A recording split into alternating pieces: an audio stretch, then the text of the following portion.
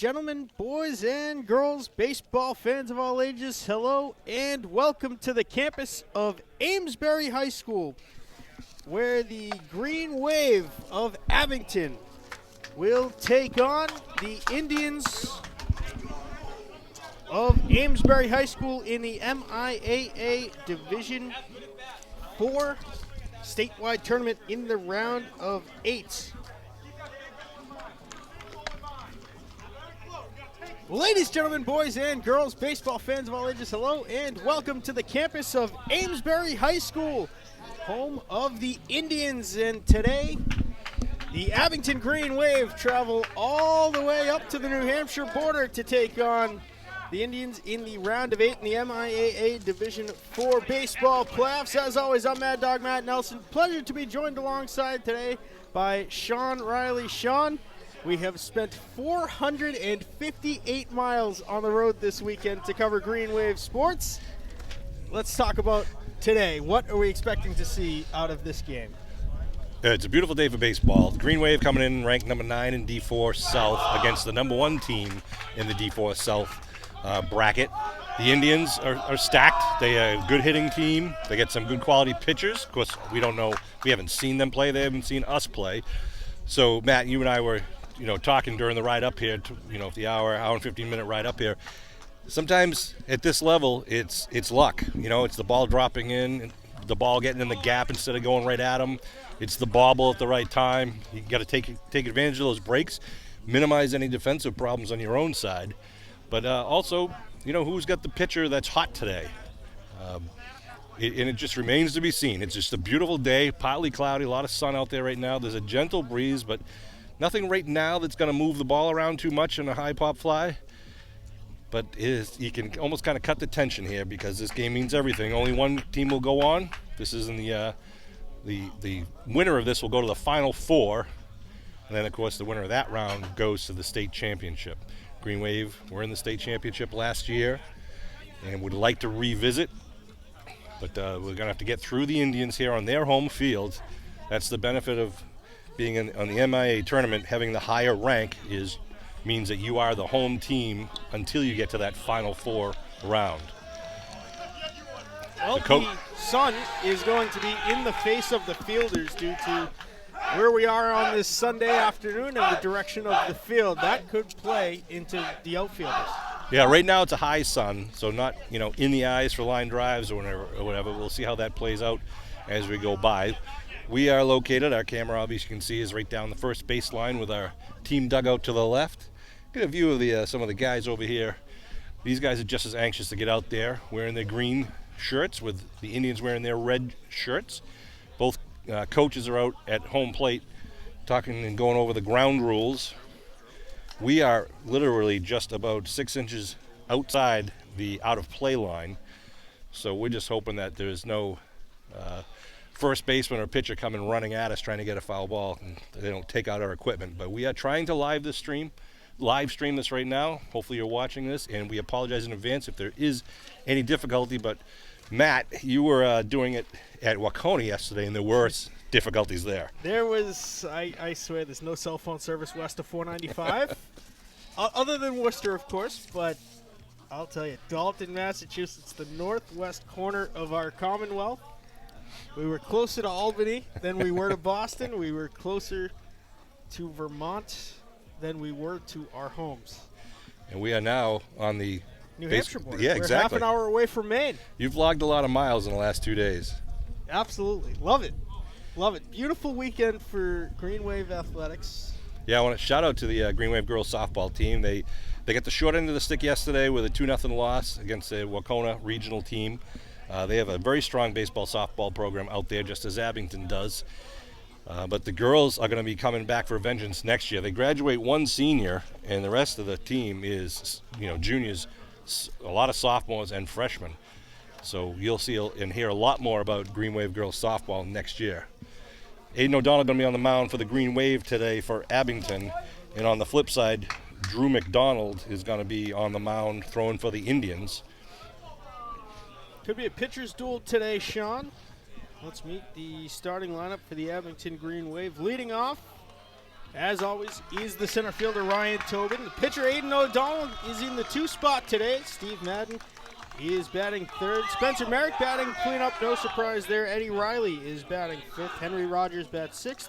AJ Nash batting 7th. John Sellen, fresh off getting the win in Bellingham on Wednesday night, will bat 8th. And Drew Donovan is batting 9th. Another shout out to John Sellen. I had the pleasure of doing that game, and he had a fantastic game. Had a perfect bunt to the shortstop. He made a diving catch on a bunt from the pitcher's mound. He was the pitcher, made a nice grab, and then he just threw a great game from the mound, wave, and put him in a position to win that game.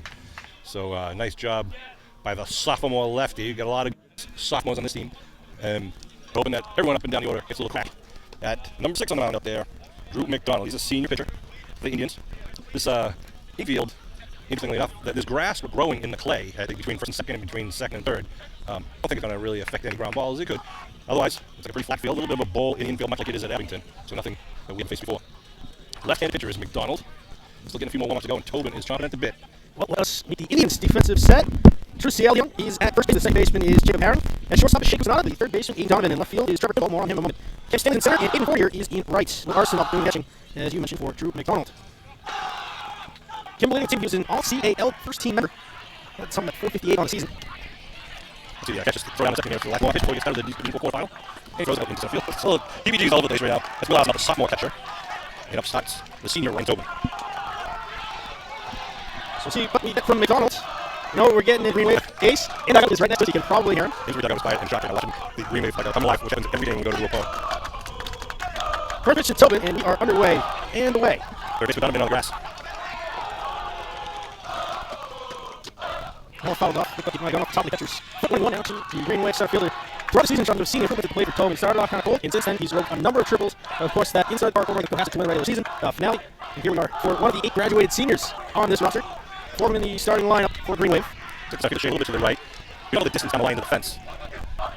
Ooh, that one away. 3-1. Long backstop here in Amesbury. You got grass behind there, behind the catcher, so that ball's going to stay back there at the backstop if it gets that far. Ball 4.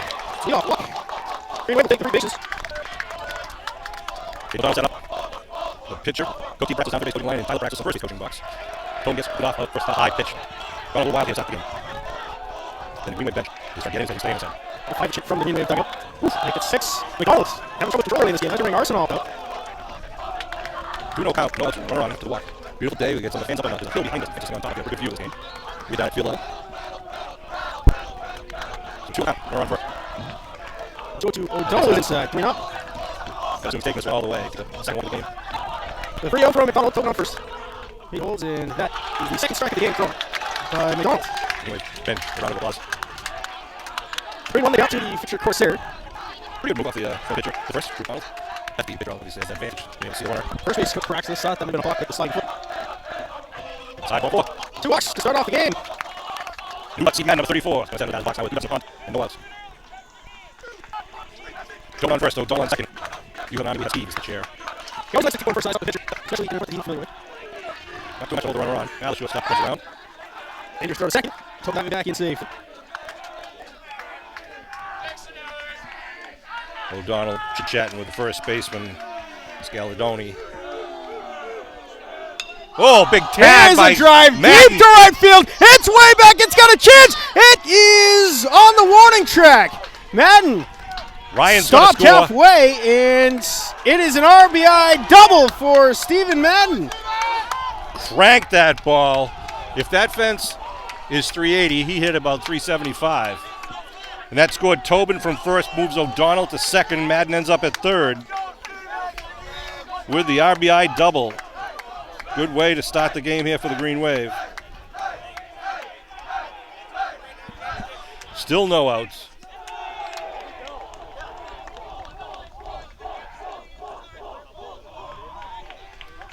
Coach Brax is just telling his bench that they got to stay inside the dugout when the ball's live. The dugout is at the playing surface level.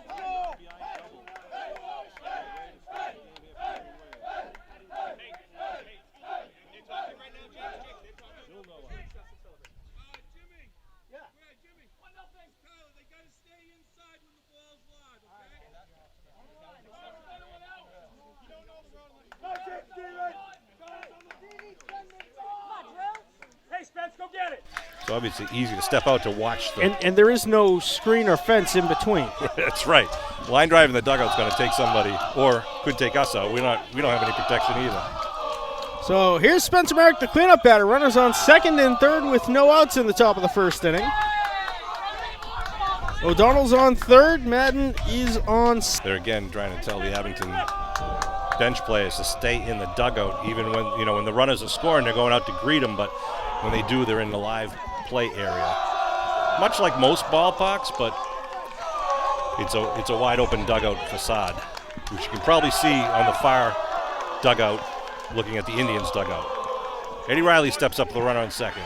Curveball breaks over. Reilly this season has got a lot more patience at the plate. He started waiting it out more. No outs. Top of the first, 3-0 Green Wave.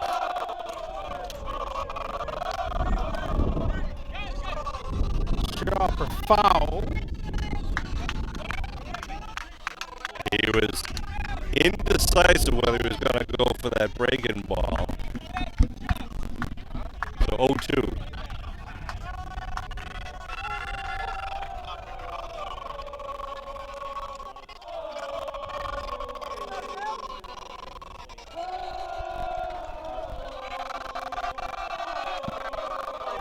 Merrick off second. Reilly with a nice shot. That one. Yep. The third breaking ball in a row.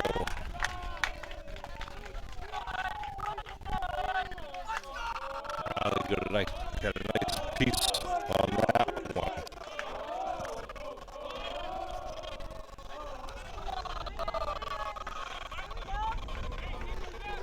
Great start here for the Green Wave, the Division 4 South quarterfinal game. Spencer Merrick,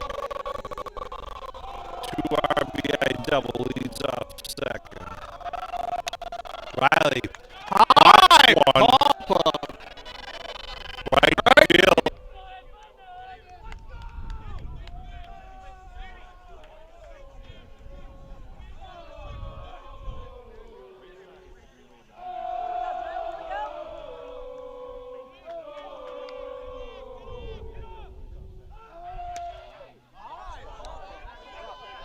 That's tough. That's tough. And he gets it. Merrick's going to tag. Long throw and they're going to overthrow. Airmailed, but there for backup was Mcdonald. So sack fly for Reilly. Moves Merrick over to third now with 1 out. Henry Rogers steps up with A.J. Nash on deck. The fun statistic that does not count against Eddie Reilly's batting average. That's right. And we're going to have a courtesy runner for Merrick. It'll be Pat Cummings. That's right. And that will bring up Cheeseball, Henry Rogers. The third baseman for the Green Wave. One of that absolutely phenomenal sophomore class here for the Green Wave. Yeah. They've got him, Selling, and Madden as a potential rotation next year. They're chanting Cheeseball from the dugout right now. I'm sure his parents are here. They're here every game.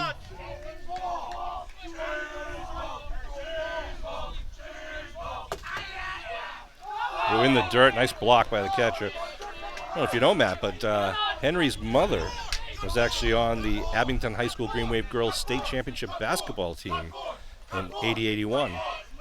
Graduate of class of the much vaunted class of 82, my class. I'm talking about it on the ride up here. This graduating class is one of the most successful in Green Wave athletic history across all sports. Yeah, we've had the last couple of graduating classes have had a lot of success and a lot of exposure to the Boston Garden, to Gillette Stadium. We've gone to the state championship for the baseball team. Pop up out of play. Into the bleachers at the bottom of the hill. Missed everybody, thankfully. Mr. O'Donnell wrangling that one in. Run around third. One out. Strike two to Rogers. Still just one out. 3-0 Green Wave off of 2 walks and 2 doubles. 2-2 count to Henry Rogers. Ball 4. Oh, 3-2 count. All right. Third walk of the game allowed by Mcdonald. AJ Nash steps up. Let's see if the Green Wave tries something on the bases here with first and third and a 3-run lead. One out. Or do they just play conservative here? Let the pitcher walk a few more or give up a few doubles? Rogers has a decent amount of speed. It wouldn't surprise me to see him take off here. Good pitch. First pitch strike. One thing we got to research, Sean, before the end of this game, we need to find out why AJ Nash's nickname is Trooper, State Trooper. Cummings off at third. It's a high inside ball, 1-1. Cummings is a sophomore at third base, as is Henry Rogers on first base, another sophomore. Pitch from Mcdonald. He's fouled off out of play. That's in the woods. That's gone forever. Yep.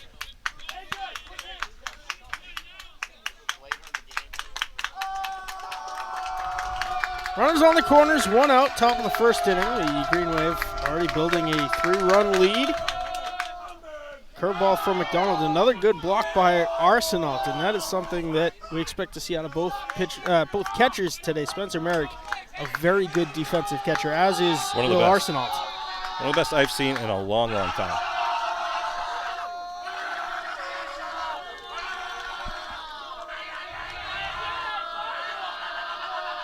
A pitch from Mcdonald is sent out down the right field line, foul. I was just about to say, some of the curveballs have been kind of coming up short of the plate. We'll see what the pitch selection will be in the next one here. Nash just behind that one. From stretch. Curveball fouled away. Battle shaping up here with AJ Nash and Mcdonald. Sun is warm on the shoulders here. Oh yes, up in the northeasternmost part of our Commonwealth. Another foul. McDonald's thrown a lot of pitches here in the first inning. Of course, the MIAA pitch limit might come into play a little bit later on, 115. Wind picking up a little bit now, a little swirling when there is no flag in this immediate vicinity. There's one ground ball down the third baseline. Got a runner coming home. Dangerous. The throw to first is on time. Gets the run home. Sack as Cummings scores from third, and Rogers was able to get up to second. 4-0 Green Wave, top of the first inning.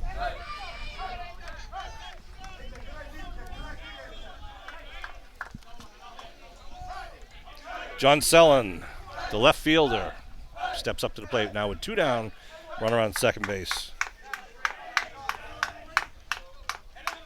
That being Henry Rogers, who moved 90 feet on the fielder's choice, or sorry, the sacrifice ground ball to third. Base umpires are adjusting their positions. The dugout now singing everybody's traditional walk-up songs that we would hear at the Tom Gren Diamond. Healthy lead at second for Rogers. Ooh. First pitch curveball in the dirt, bounced 4 feet in front of the plate. Another nice job by Will Arsenault, the sophomore catcher, to block that. That's about the 5th or 6th he's had to block. We've only seen him throw to second once in the initial warm-ups, and it was not a good throw. Airmailed into center field. But we'll see what happens during the rest of the game. Fastball strike. Lower part of the zone, outside corner.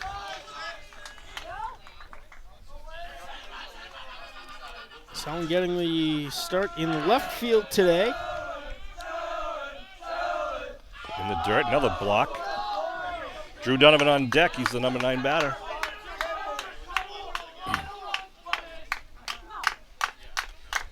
The Indians are coached by Joel Beerley.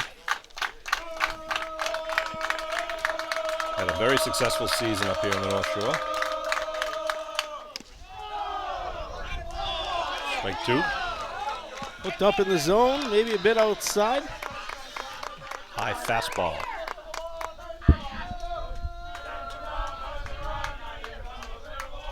Two strikes.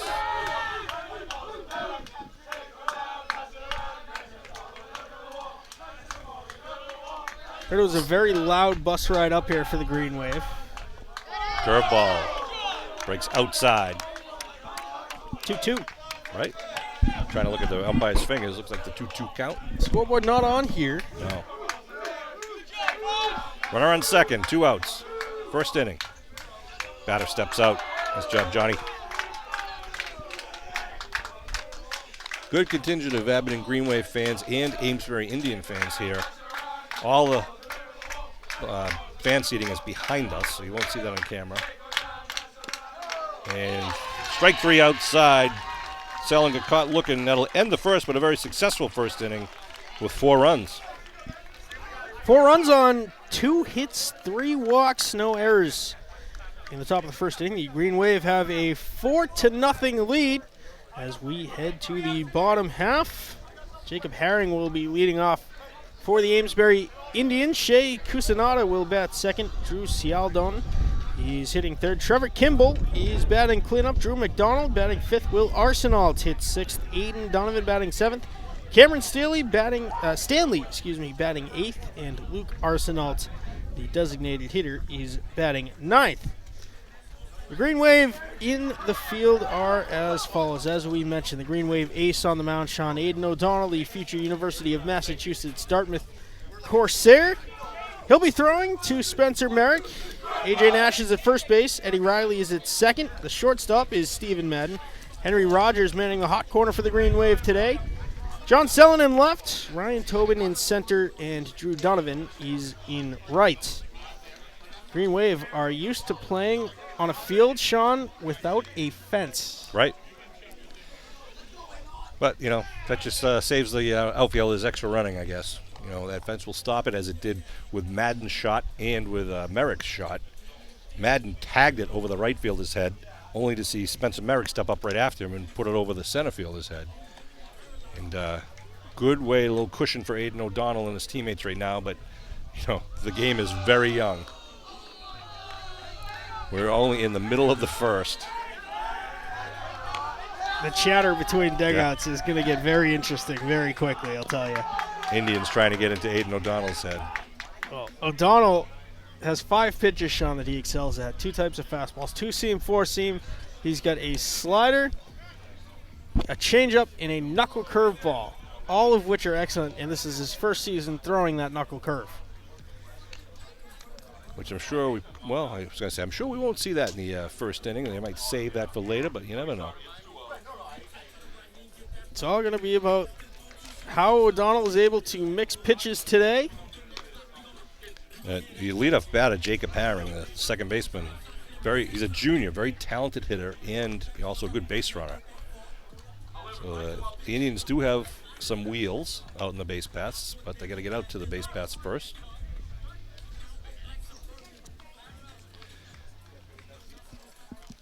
O'Donnell continuing his windup here in the middle of the first here. So interestingly, for the Indians, they have a player as the first base coach and a coach as the third base coach.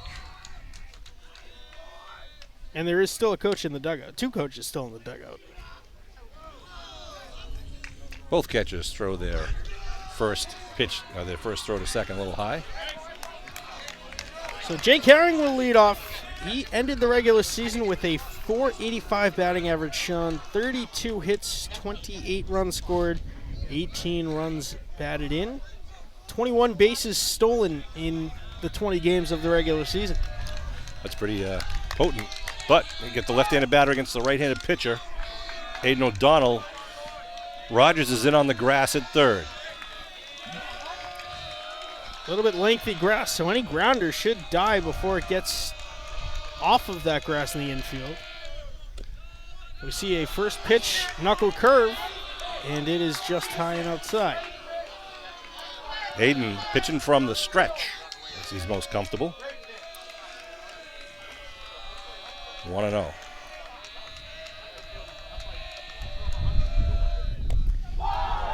Blew that one by him. Evens it up at 1-1.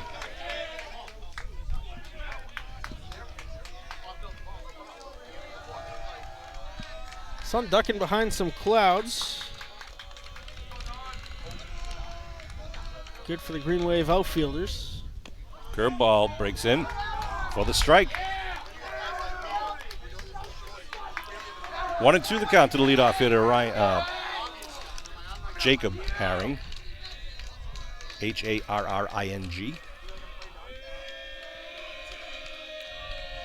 The 1-2 from O'Donnell. Got him. Strike three over the inside corner. Got him looking. Good way to start the game. Shea Cuccinata stepping up the shortstop. Senior. O'Donnell, one of those guys. There's certain types of pitchers, right? John Sellen, not a big strikeout guy, but he forces a lot of fly balls and ground balls. Yeah. Aidan O'Donnell is a strikeout pitcher. He's averaging about 10 per outing. Let's hope that continues today. And a good stop by Merrick behind the plate. Athletic trainer Alicia Reid made the trip up north to be here today, standing next to us for our defense. She promises to get in front of any foul balls. Former Green Wave softball player. And soccer outstanding player. We can embellish as much as you want, Alicia. She set school records in scoring in both sports. 1-1.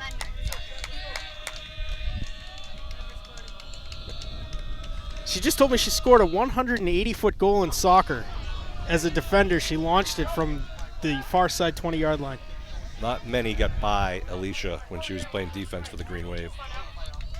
This is Shea Cuccinata for the Indians.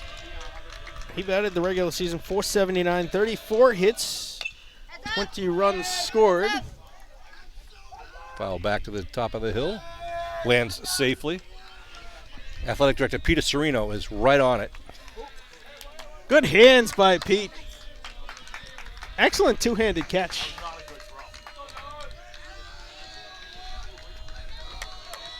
O'Donnell gets the signal from Merrick. Gets ready to fire. High fastball. Too high to tease him. Indians, those of them with their baseball pants up around their knees, the classic stirrups look. Yep.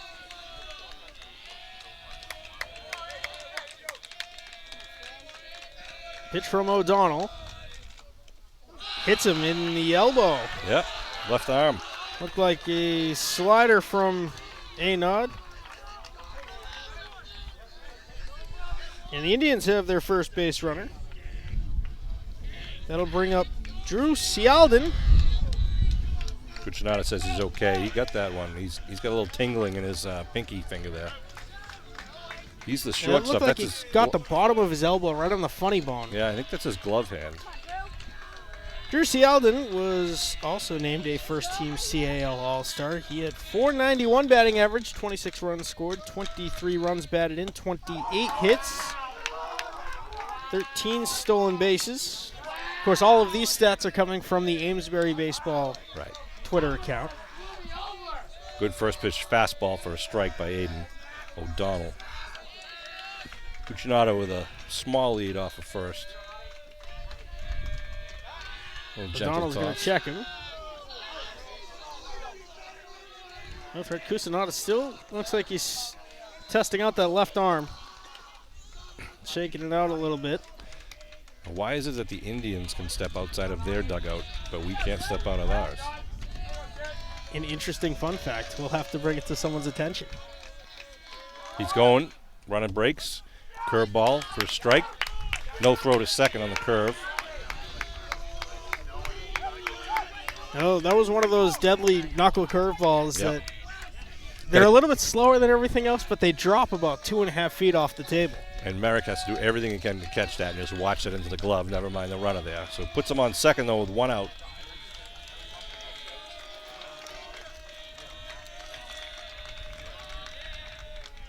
O'Donnell's going to step off.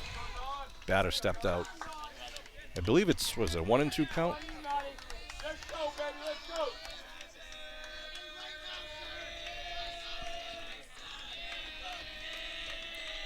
Pitch from O'Donnell. Another curveball, and that got him. Swinging. 2 strikeouts. In the bottom of the first inning for Aidan O'Donnell. Big number 17, Trevor Kimball, the junior cleanup hitter, stepping in. He's also a pitcher for the Indians and a big hitter. 5 home runs this season, 23 runs batted in. He was also named a first-team CAL All-Star. It seems like the Amesbury Indians were the entire CAL first team. Ball 1. Donovan out and right. On the mound, he posted a 4-2 record, 51 strikeouts in 40 innings, a 2.98 ERA, Sean, as the Indians' ace. Madden keeping Cusinata close at second. O'Donnell blows a fastball. Yeah, geez, Kimball's timing was off on that one. He wasn't even near that fastball. 1-1. Donovan coming over towards the line a little bit more with the lefty batter, and Tobin shades a little bit towards right center. 1-1 from O'Donnell. Another one. Might have been the slider that curved in over the outside corner. That one sweeps about 2.5 feet left to right. That was a nice pitch. 1-2. Merrick looking for the signal from the dugout, then he passes it on to the pitcher on the mound. It was a selected pitch. Inside, a ball. Another slider from O'Donnell. So he really is trying to mix all the pitches in. Just about equal so far between fastballs, a couple change-ups, the knuckle curves. 2-2. What do you throw now? Do you go with the fastball and try to go by him, or do you think that Kimball's sitting on it? I'd go with the foolish curveball, the knuckle curve that drops. That's the strikeout pitch for O'Donnell. Now Cusinata caught leaning the wrong way. Merrick chased him back to second base. Real dusty there in front of the catcher. That ball's just kind of just dying. It's not bouncing out. Here we go. If it drops immediately. Kimball, the lefty batter.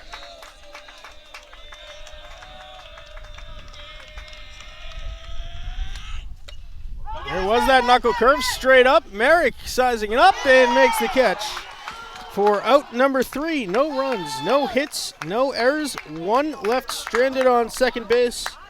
Sean, you can't ask for a better first inning than that if you're a Green Wave fan. Yeah, good start for Abington, but as we know, you've got to play 7 full innings here, and the Amesbury didn't get here on a fluke. Green Wave want to try to add some more damage, and they're going to start with Drew Donovan leading off, which is always kind of fun. If Drew can get on base, he's a terror on the base paths, and the Green Wave can have a lot of fun out there. Well, we thank you for joining us live on YouTube. We attempted it yesterday. We really did. Having a little bit better luck today. Knock on some wood. YouTube.com/AbingtonCam02351/live. You've been there all season with us. If you miss one of our live broadcasts, maybe you want to catch a game that was in the northwest corner of the state, maybe a government meeting, AbingtonCam.tv, the place to go for on-demand video, live streams of our cable access channels. bulletin board information, and much, much more.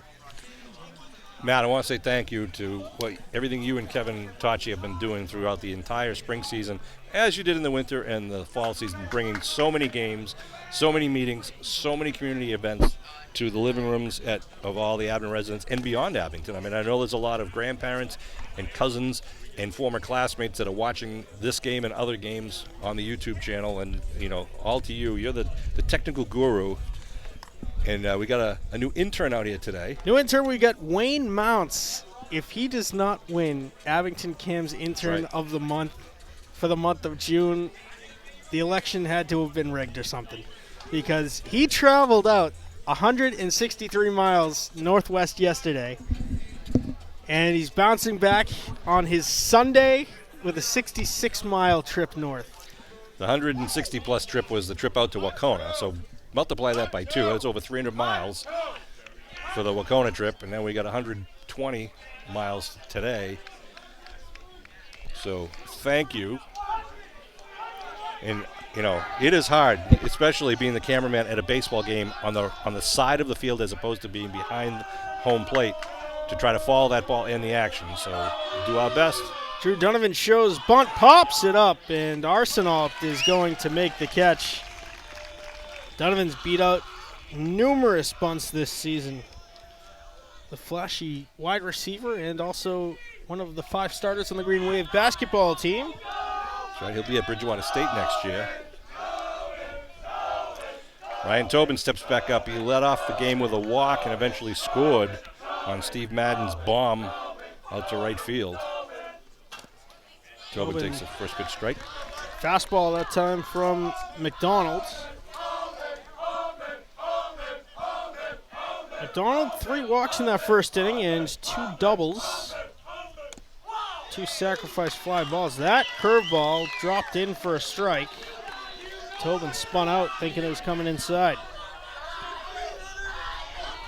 0-2. Swing and a miss. Strike 3. Second strikeout of the game for Drew McDonald, and there are 2 away in the top of the second inning. So 2 different innings for the Indians pitcher. He basically had to face 8 batters to start the game, gave up 4 runs. Thus far in the second, he's got the first 2 down in just, 4 pitches? So Aidan O'Donnell will step up. He also walked the first time up. Madden in the on-deck circle. O'Donnell walked his first time up. Ball. First pitch low and inside. Interesting, Will Arsenault, the catcher, went out to talk to the pitcher before Aidan stepped down. Curious what they might be talking about. They're certainly not worried about signs with no runners on. Ball 2. That one just outside. Yeah. Of course, we're doing our best to try to call pitches and locations. It is semi-difficult from lateral to first base. That one's easy. That was high. 3-0. 2 outs here in the top of the second. Green Wave up 4-0 in the Division IV quarterfinals against the Amesbury Indians here at Amesbury High School.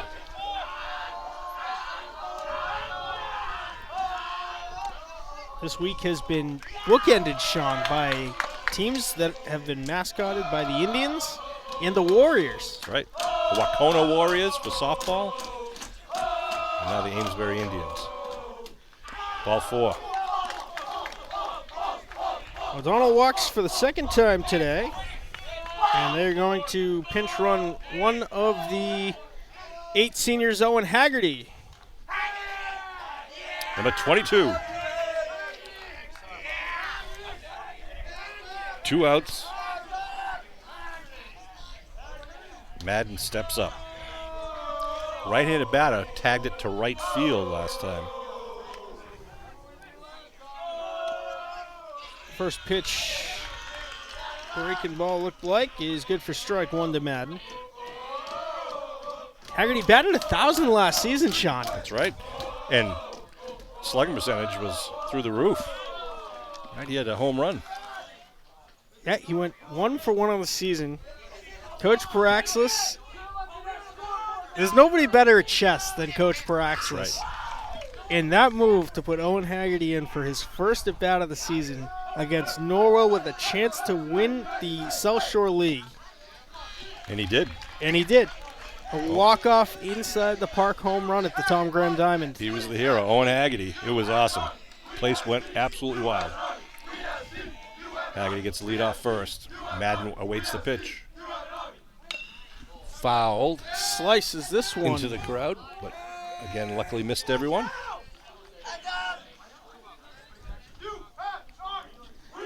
This baseball field carved into the side of a hill.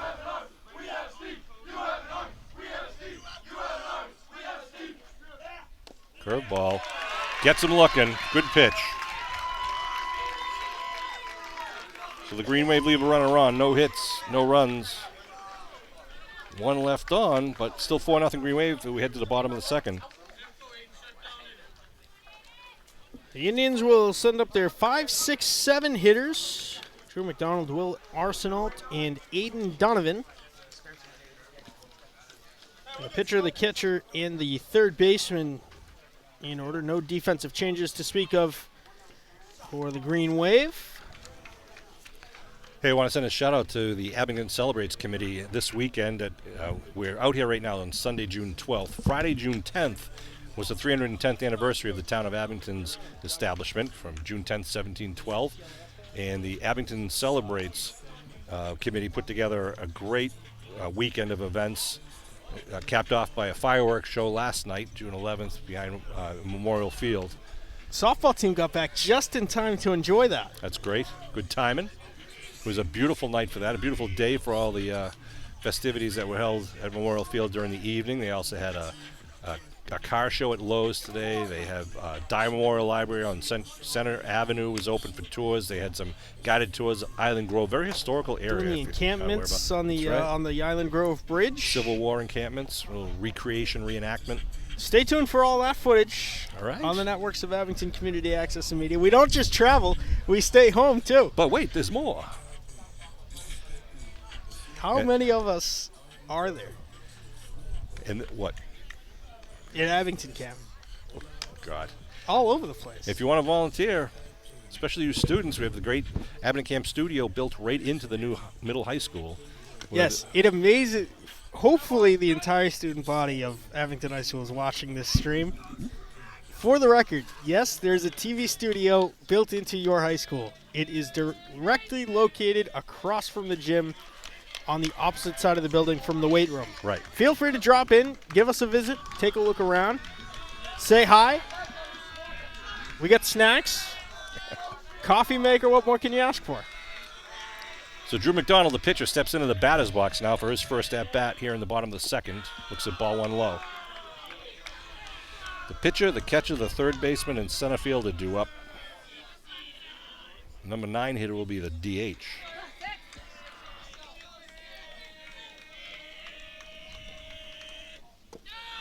A low pitch. That's where you want to be. I'd rather be low than high.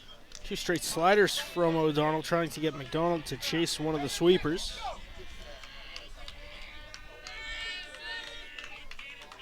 Bill Marquardt here taking photos, as he does with all these games and events in Abington, for free. Check out his website. C6BillPhoto.com. Here's a drive deep shot to left field. It's way back. It's way back. It is gone. A home run McDonald. for Drew McDonald. Tag that one. There's no doubt about it. And that wakes up the Amesbury crowd. Their first hit and first run. Puts them on the board, and they'll bring up their catcher, Will Arsenault. The Indians allowed to come out of the dugout and celebrate with their guy. Well, I guess you say because that's a dead ball. Ball over the fence, right? I can see that distinguishing factor. We'll see. Will Arsenault, the sophomore catcher, steps up. So 4-1 Abington now in the bottom of the second inning.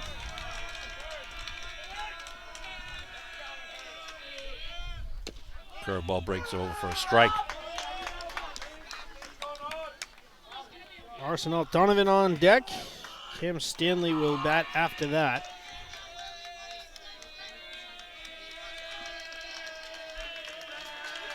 That's a difference having a fence, too. A shot like that would end up being at least a double, maybe a triple with no fence. If your outfielder tracks it down and gets it back in again. So the fence really opens up, changes the game. 1-1.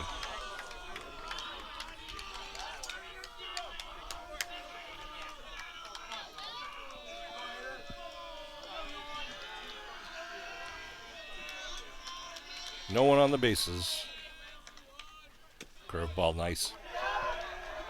Looked like a curve. Really mixing well. Yeah. Of course, from our angle, the slider is also dropping as well as moving left to right, so it's a little bit tougher to distinguish that and the knuckle curve.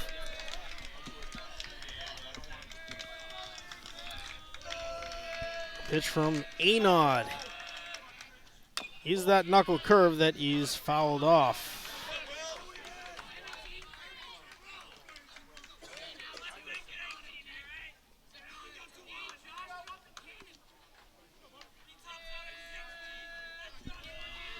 Clouds blocking the sun right now. It's a bold strategy from the Amesbury dugout saying O'Donnell tops out at 60. Take a little bit of revenge of a fastball here. It's a knuckle curve, and it is fouled off in the direction. Is that Zuzu Hajar over there? I think so. Green Wave soccer and basketball player. Oswald's got a wide stance there. But it works for him.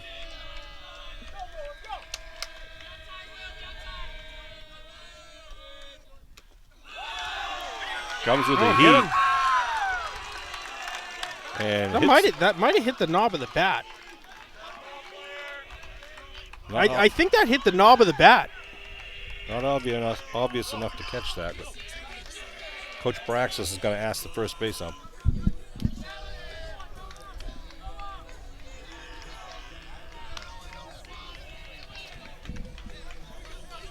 There's a courtesy runner for the Indians catcher. 31.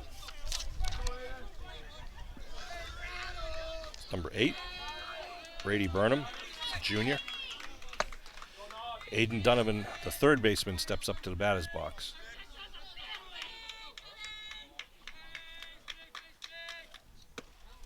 High ball 1. We're looking for a little pop-up or a double play here. With no outs, runner on first. Bottom of second inning, it's a 4-1 Green Wave lead.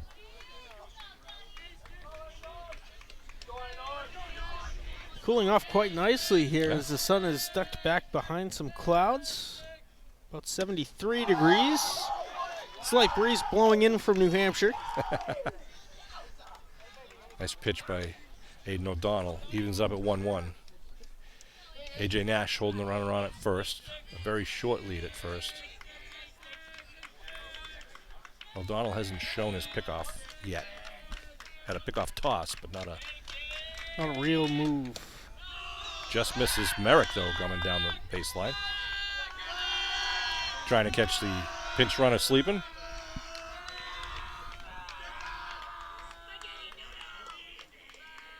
Two and 1 the count.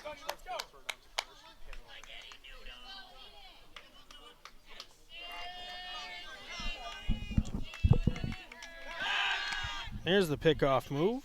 Scooting back safely was Brennan? Burnham. Brady Burnham.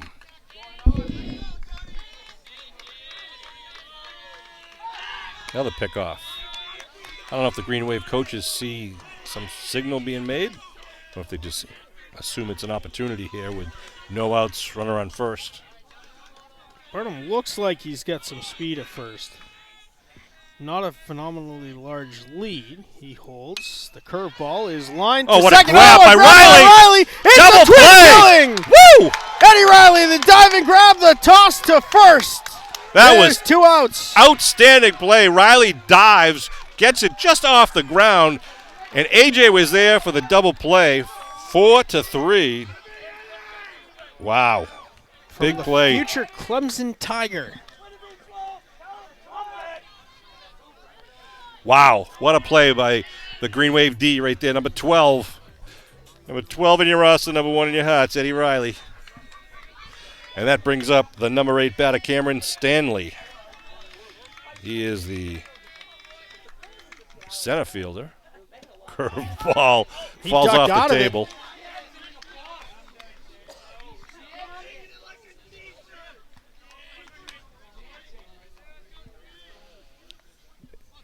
Aidan with the 0-1 pitch. Sets. Ground ball. That was a hard slider. Gets under the glove of Rogers, and it's into left. Stanley's got a lot of speed. The center fielder really hustled down the line. He was thinking about turning that into 2 bases.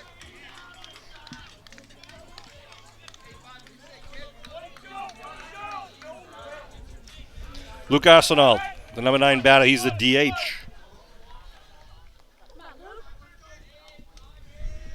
Hayden Forder, the right fielder, not batting for the Indians today.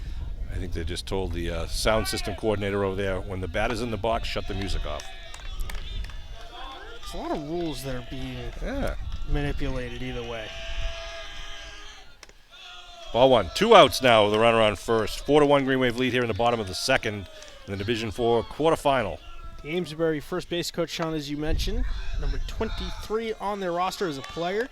He's been drifting quarter of the way up the line, and he's supposed to be right next to the base. He was just warned by the base umpire. Spencer Merrick keeping the runners at first alert, and also keeping A.J. Nash alert, but A.J.'s there every time. And Merrick not shy about throwing to a base. He expects his base players to be there and be ready to catch a fastball. Throws laser beams. That one's in the dirt. Nice scoop by Merrick, the junior catcher. We'll have one more year of Merrick between the pipes in the hockey rink and behind the plate here in the baseball diamond. Thank goodness. Jake Centrella's just a year behind Spencer. He has put up some phenomenal numbers for the JV squad. And at any other high school in Massachusetts, he would be a starting catcher. Oof. Another one. He's got him. He's got him. Yes. Merrick. Yes. Picks off Stanley off first. Unbelievable. Green Wave with 2 big defensive plays there in the bottom of the second. And what it does is it brings the number 9 batter back up to lead off the third. Yes, absolutely massive. The 4-3 double play, and then Spencer Merrick tossing out Cam Stanley at first base. 1 run on that bomb to left. No hits. 1 hit. That was the home run. Yep. 1 error. And 1 runner caught stealing by the Green Wave star catcher Spencer Merrick. It'll be Spencer Merrick leading off the inning. The top of the third for the Green Wave. Eddie Reilly and Henry Rogers also due up for the Green Wave. Merrick's already got 1 hit, 1 run scored, and 2 RBIs, all from the first inning. So Abington, after giving up a home run to lead off that second, and then a walk, really make an outstanding, I'm sorry, not a walk, a hit by pitch, have an outstanding double play with a line drive that Reilly snagged, diving, came up throwing to Nash at first to get the runner, and then there Spencer Merrick, who had been basically had given good warning to the runner that I'm watching you, and he got him. Third time throwing down to first worked like a charm and took him off the base paths. Yeah, it wasn't like Merrick just decided to throw down there for the first time. It was pretty clear that he's not shy about throwing down. There was a warrant. Spencer served that warrant to first base and will now lead off the inning. RBI double the last time up. Merrick, the right-handed batter,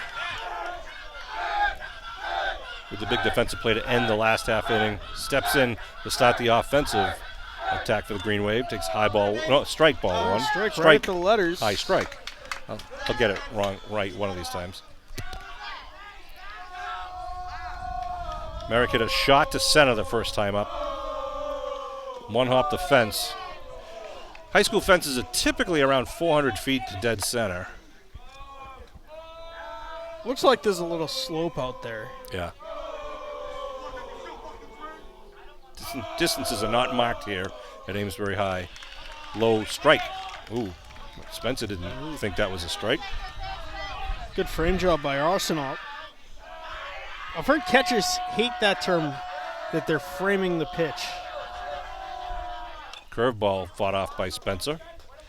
Merrick was expecting fastball and adjusted mid-swing there to get a piece of it with 2 strikes. So, Matt, do you think a catcher, I always believe that a catcher has a little advantage being a hitter because they're used to watching every single pitch. They can see pitches break, Pitchers and catchers, I believe, both have an advantage at the plate because they can identify how the ball is spinning. Yep. They can kind of figure out where it might end up.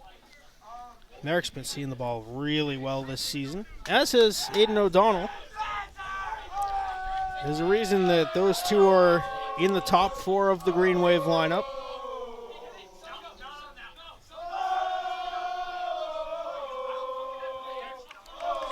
Merrick steps in. Nope. The umpire did not yet put the ball in play. Donald takes a lap around the mound. Drew McDonald, the pitcher for the Indians. Had a rough first inning, pretty good second inning. Curveball knocked foul down the line. If I were McDonald, Sean, I would not throw a 3rd straight curveball to Spencer Merrick. Yeah, he's lining it up now, trying to gauge it.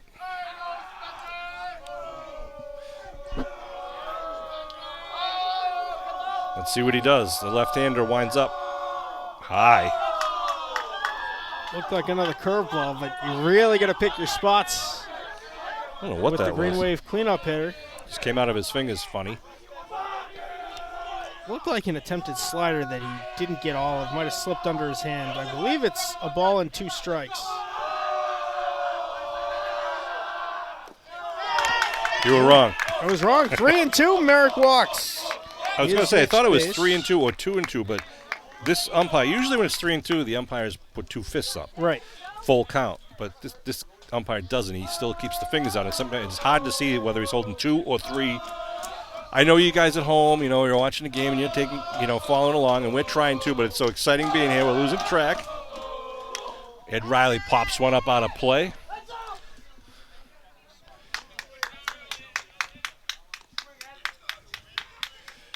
Merrick on first. No outs here in the top of the 3rd. 4-1 Green Wave lead.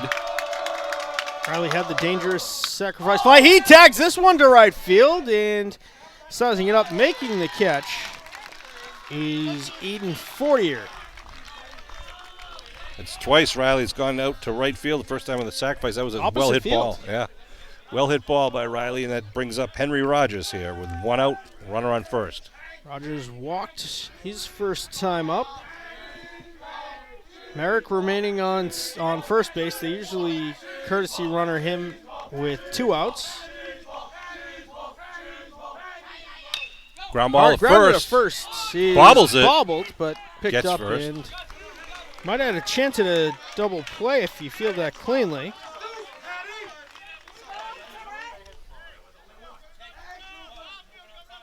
So Pat Cummings will now take over for Spencer Merrick.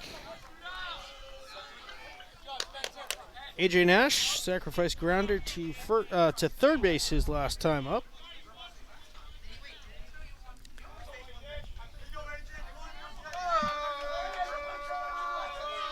AJ had a pretty good at-bat.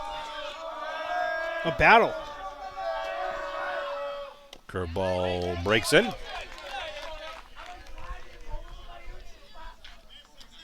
Curveball breaks into the right-handed batter from the left-handed pitcher. Fastball knocked back foul. Be 0-2 count. If you took a 5-gallon bucket into those woods, I bet it would be full of baseballs within 5 minutes. They're nice and bright white ones, as they're new. Ball's in the dirt. Cummings holds at second with a good block by the Indian catcher, Will Arsenault.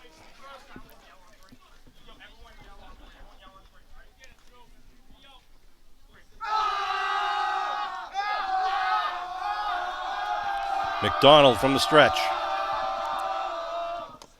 Low, inside. 2-2, Matt? I believe so.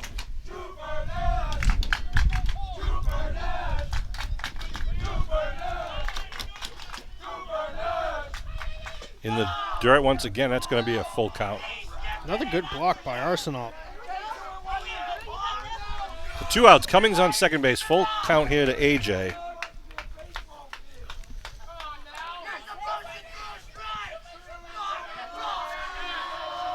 Nash going to protect the plate here, drive one if he gets a good one.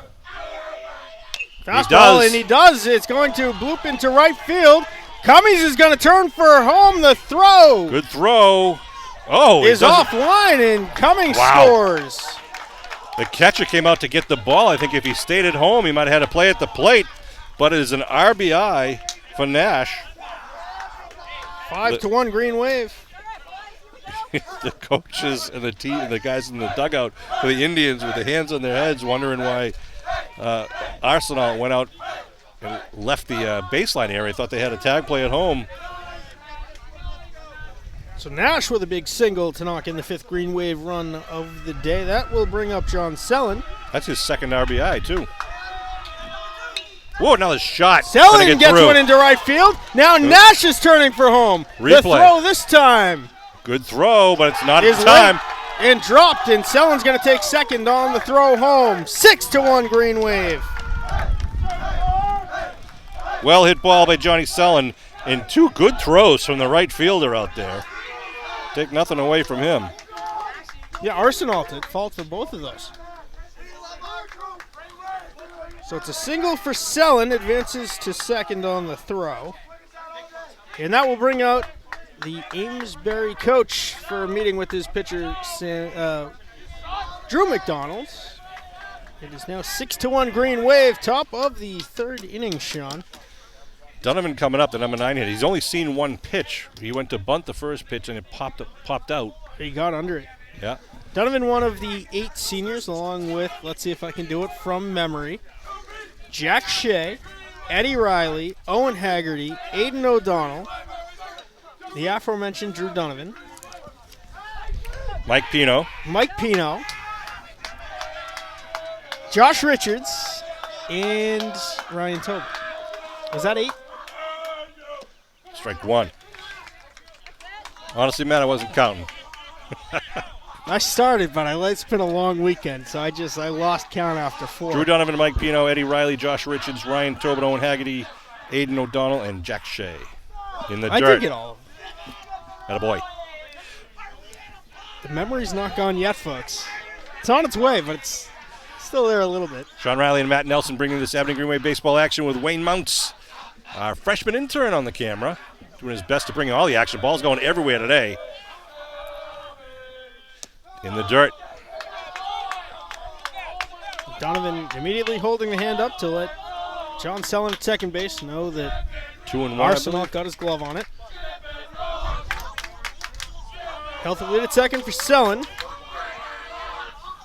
Foul back. Another one in the woods. 2-2 count to Drew Donovan. Did not play baseball last year, Sean. No. Has not played in high school. Definitely the fastest kid on the team, if not the league. Strike 3, swinging. Good cut there by Drew. If not the entire South Shore as a whole. Yes, no doubt about it. But the Green Wave draw more blood. 2 more runs here in the top of 3.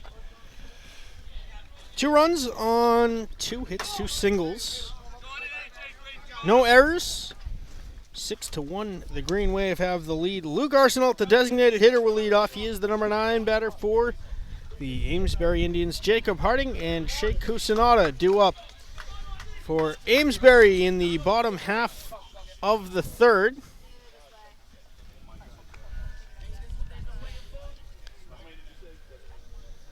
Jacob Centrella is warming up Aidan O'Donnell.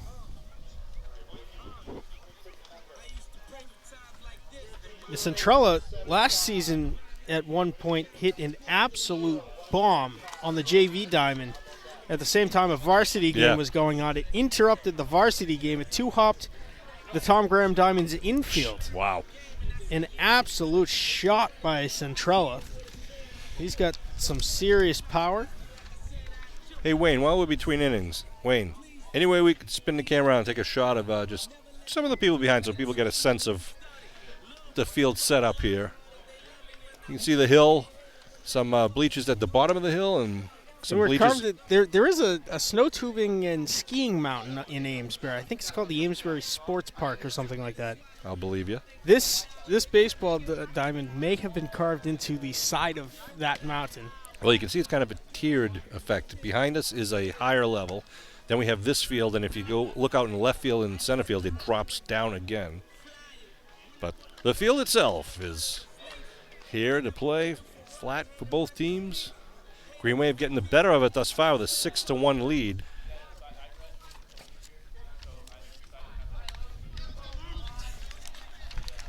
O'Donnell returning to the hill for his third inning of work.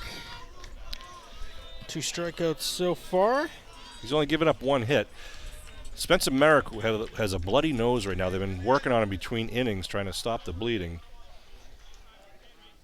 Alicia Reid. That's nothing to I asked him about it. After the last game, he also popped a nosebleed. So it happens fairly often. It's a regular thing with Spence. Nothing to worry about. No. Nothing hit him or anything. Shout out to Nana Merrick, one of our most consistent live stream viewers. She might be here today. I think she's here, yeah. Denver's not too far away. So our viewership is down a little bit today. Yes. Of course, we do have the Maddens in Bermuda, I believe.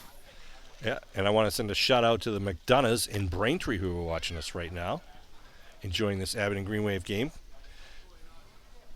Jim McDonough is the godfather of Eddie, I believe. And if you're not, I'm going to say you are. So he's going to be proud of that big play he made for that double play earlier in the game. Here we go, Luke Arsenault, the number 9 hitter, the DH. That is a bad interrupted last inning by Spencer Merrick's throw down to first that picked off Cam Stanley, and it's a first pitch swing and a miss.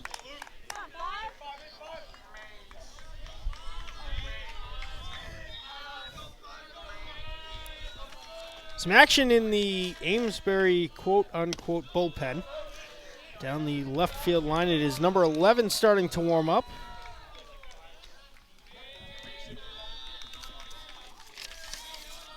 That would be Aidan Donovan. The sophomore. So McDonald may be done for the day.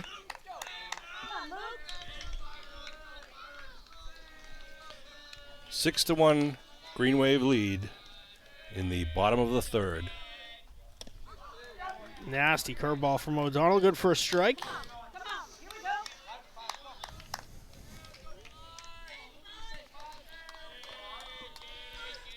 Trying to sit him down here. And he does. Fastball all the way. And there's one out. Third strikeout of the game for Aidan O'Donnell. And 2 1/3 innings. So up steps the number 1 hitter, the leadoff hitter, who's got caught looking to start off the game.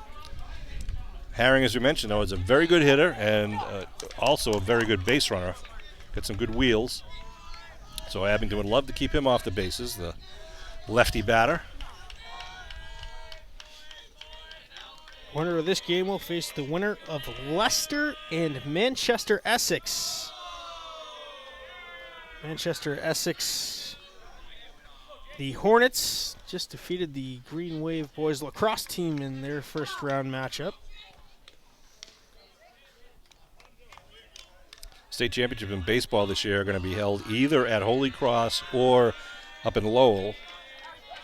You have any pull at Holy Cross, Sean? Pete Serino went to Holy Cross, I know too. A couple people that went there. Yeah, Pete Serino, athletic director, myself.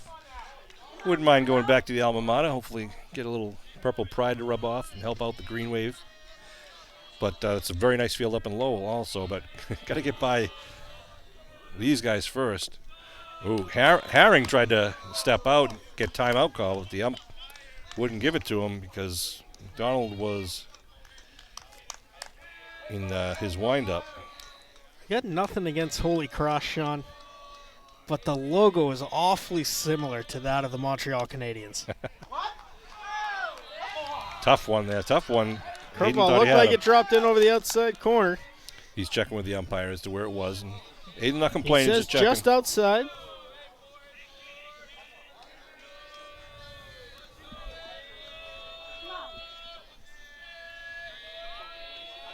Steps out. Herring is a junior.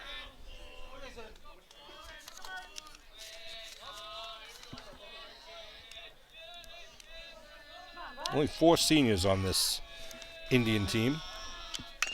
Fastball going to be grounded to Reilly. Skids, throws, comes. Oh, nice he play got by him with the tag! Yes, sir! Another great play by Eddie Reilly, sliding down to one knee. What a tag by A.J. Nash at first. I was literally getting ready to catch that one. That thing was coming right at me, and A.J. skied, went up and got it, and in one swoop coming down, tagged Herring as he was coming by for the putout. It's 4-3, pretty boring in the book, but a nice defensive play by the Green Wave. That might have to get cut for a highlight. I literally was about ready to throw the clip. Shaking her head, absolutely. I don't know. How'd to outdo that first double play, though, earlier. But the only double play thus far. Speaking of Holy Cross, Eddie was accepted there. Sure was. was. Going back and forth between that and the Providence Friars, who made quite the deep run in the NCAA men's basketball tournament. Yeah. But then Clemson gave it an offer he couldn't refuse, so Ed Reilly's heading to Clemson in the fall. Nice pitch by Aidan. Two outs here in the bottom of the third. 6-1, the Green Wave lead. Aidan's only given up one hit, that being the second inning home run, the leadoff home run to Drew McDonald, who was the number 5 hitter. Shea Cucinotta, who's up now, is the number 2 hitter. He got hit by a pitch first time up. Gets that one down the line for a single. He's turning first, looking for 2. Dangerous. Drew is picking up the ball. He's going to get a double, as it's kind of in no man's land down there, tight to the right field line. AJ had no shot at that from first base. Well hit ball. Tyler Bartniski, you may have just seen run in front of the camera with all of his gear. He must have thought it was a 4 o'clock first pitch. Let's go Skildone up now. He struck out swinging. I'll catch up to the rest of the game in a minute.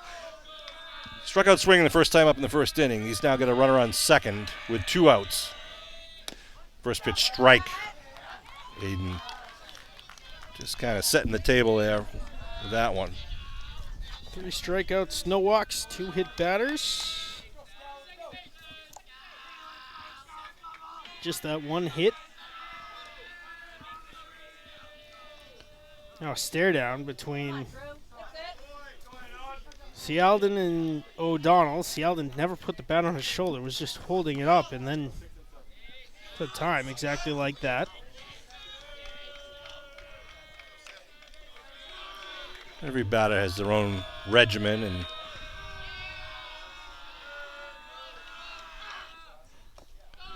pitch is low. Big lead Merrick coming throws off down to second, Oh, and it winds up in center field, but right there is senior Ryan Tobin. Yeah, Coach Inata on second base was a little bit too far towards third on that one. I think if Spencer threw immediately, he might have had a shot at him, but then again, the shortstop, no one was at second at that point.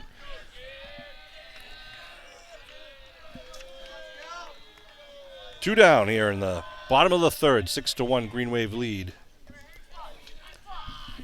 If Cialdon reaches, Trevor Kimball will bat again. He popped up to Spencer Merrick his first time up.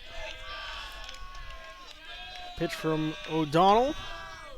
Curveball, big shot. That's tagged to deep center field. Tobin drifting back. He's got a chance, Oh. and it's off of the heel of his glove. That'll be a two-base hit. And run scores. A nice tag there. Out dead center. Again, one of those balls right over the outfielder's heads. Those are sometimes the hardest to judge. It's almost got there, too. Got close enough right in front of the fence that it went off of the heel of his glove. Trying to make the football over the shoulder catch. So Cucinotta scores, and now Trevor Kimball, the left fielder, who popped up to the catcher first time up. Kimball, one of the best players on this team, and he's a junior. 6-2 the score now. Abington still on top. Green Wave like to end this inning right here. And High that might pop do up. it. That will be into left center field. John Sellen, full sprint, moves over into the gap and makes the catch for out number 3. Amesbury gets one back off of back-to-back doubles. Cucinotta scores on Cialden's double to deep center. 1 run on 2 hits, no errors. It is 6-2 at the end of the 3rd inning. The Green Wave will send up the top of their order. Ryan Tobin, Aidan O'Donnell, and Steve Madden will each bat for the 3rd time today. Looking for some more action out of the top 3 here for the Green Wave on the bottom of the top of the 4th inning. Let's talk about the defense of Eddie Reilly. That has been the story of this game so far. The double play, the toss to first. How about the tag by A.J. Nash, Sean? I was going to say, it was really the pair of Nash and Reilly making those 2 double plays. Well, one was a double play, one was just a nice put out. And being a former first baseman, I was impressed with Nash, the way he made that work. And, got that glove tag down, which otherwise looked like that. I thought that was going to go over him, but he really got some ups there and came down with that really quickly to make that big out. That was a huge out. So kudos to AJ and Eddie. And we'll see what we do from the batter's box now as we move along to the top of the 4th with a 6-2 Green Wave lead. Tobin will lead off. He's 0 for 1, a strikeout and a walk. O'Donnell has walked twice. Madden tagged a RBI double. The 3 guys combined, let's see. 1 for 3 at the plate and 6 at bats. Because we had 3 walks. Yes. Aidan O'Donnell has walked both times he was up. It's a little bit of that pitcher's advantage that we were talking about, Sean. He's been seeing pitches well, and it is the new pitcher, number 11, Aidan Donovan.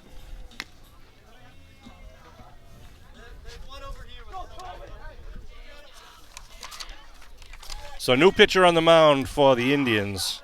Sophomore left fielder, left-handed thrower. Aiden Fortier moving into 3rd base. And it looks like, let's see, the rest of the defensive changes we'll get for you. Tobin squares the show bunt, brings the 3rd baseman in, and takes a pitch for a strike. Cucinotta's still at short. Herring's still at 2nd. Cialden's still at 1st. Hard grounder past the diving Cialden, who slams the ground a couple of times, and Tobin has the leadoff single.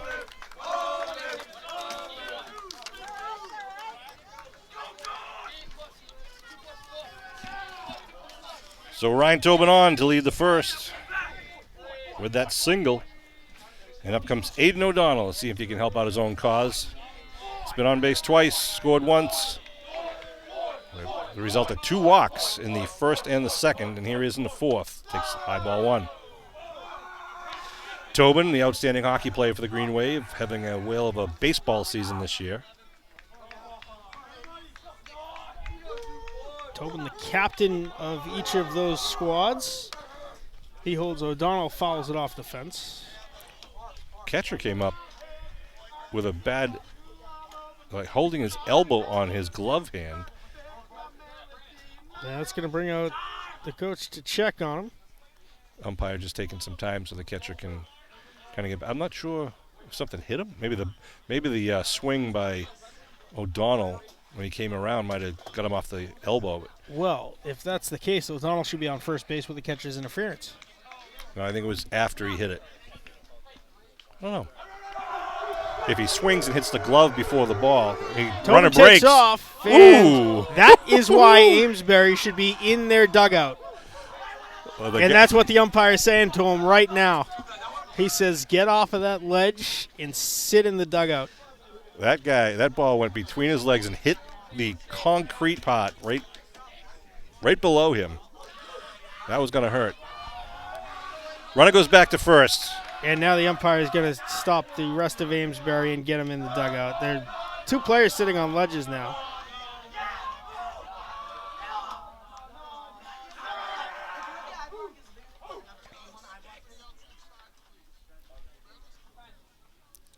There's another guy sitting right on there. Warning to both benches that everybody has to stay in the dugout. But one of their kids is sitting on the edge of the dugout right now. Outside. Just outside. Now he moves inside.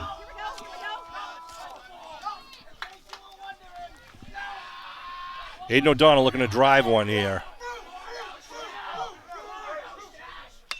Tobin That's holds going to be it to trouble. Blooper, That's and going to be a that's going to single. fall in for a single. Nobody covering first base.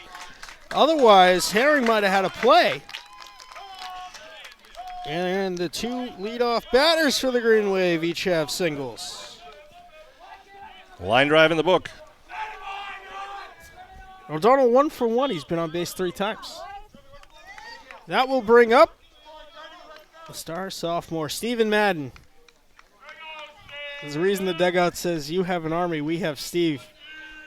Not only is he absolutely electric at the plate, he is also a phenomenal starting pitcher. The runners are going to take off the ball all the way back at the backstop. And there are runners on second and third. This Green Wave team has a chant for everything. They are well rehearsed, well choreographed, loud and proud. Some would say obnoxious, but in a good way. Well, obnoxious in the sense of you would love to have them on your team. Yeah. You would hate to play against them. Right, you're getting in the other team's head. Hard ground ball. Nice play by shortstop. Picks it up and throws Throw low. home is offline. It bounces. Tobin hits the plate. Madden, O'Donnell's up to third, and Madden standing on second with the fielder's choice. That's one of those plays we talked about before this game started, where you get the lucky breaks, you get the bad bounces, you get the errant hops, and the shortstop made a nice play coming up with the ball, but not a quality throw. A little soft lob to home. He didn't want to throw it and airmail it and risk the second run. But it still gets through, and the Green Wave lead at 7-2. That moves O'Donnell to third, and Madden ends at second. Now Spencer Merrick steps up after crushing one in the first inning to dead center, and then he walked. He has scored both times he's been up in the first and third. Infield in on the grass. I might walk him here, Sean. I really might. O'Donnell on second, Madden on O'Donnell on third, Madden on second. One wears 24, one wears 34. So I'm looking at the jerseys and seeing the numbers first and seeing the 4. First pitch to Merrick is high ball 1. The Green Wave bench is chanting nosebleed right now to Spencer, who's had a nosebleed before the inning. Good for strike one, a ball and a strike. 1-1. We are in the mountains, Sean. For the second straight day in a different mountain chain. Spencer thought about that one. Outside, let it go by for strike 2, 1-2. Dunnan's got almost a sidearm motion to the plate, Sean. Eddie Reilly on deck. No outs here in the top of the 4th. Merrick asked for and is granted time right before the motion home. 7-2, the Green Wave lead here. They have scored in every inning except for the second. Inside. Dropped by Arsenault, and the runners are not going to try it. Kind of popped right out of his glove.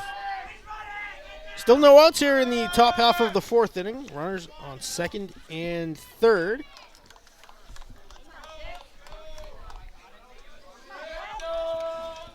Merrick Looking to send one out to the outfield.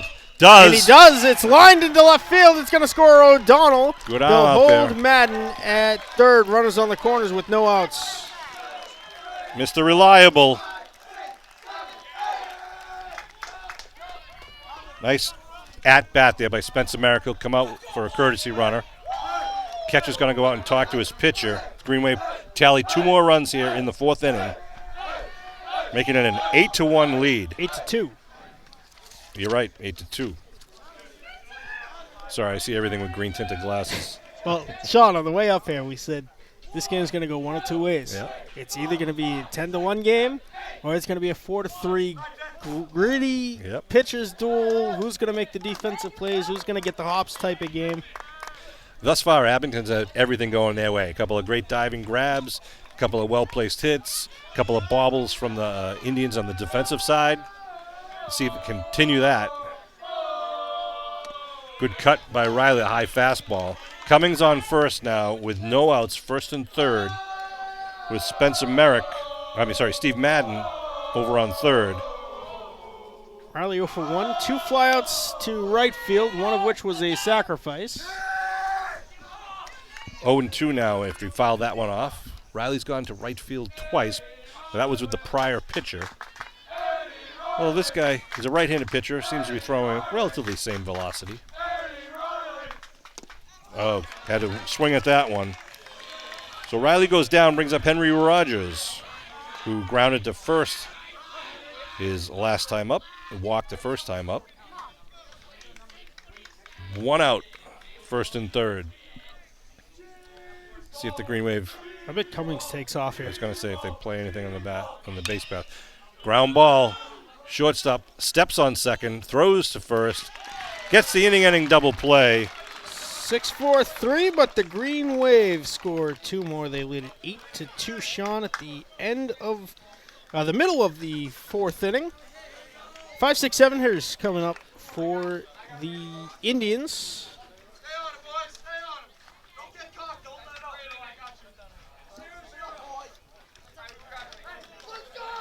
Been the combination of the offense for the Green Wave and the defensive plays.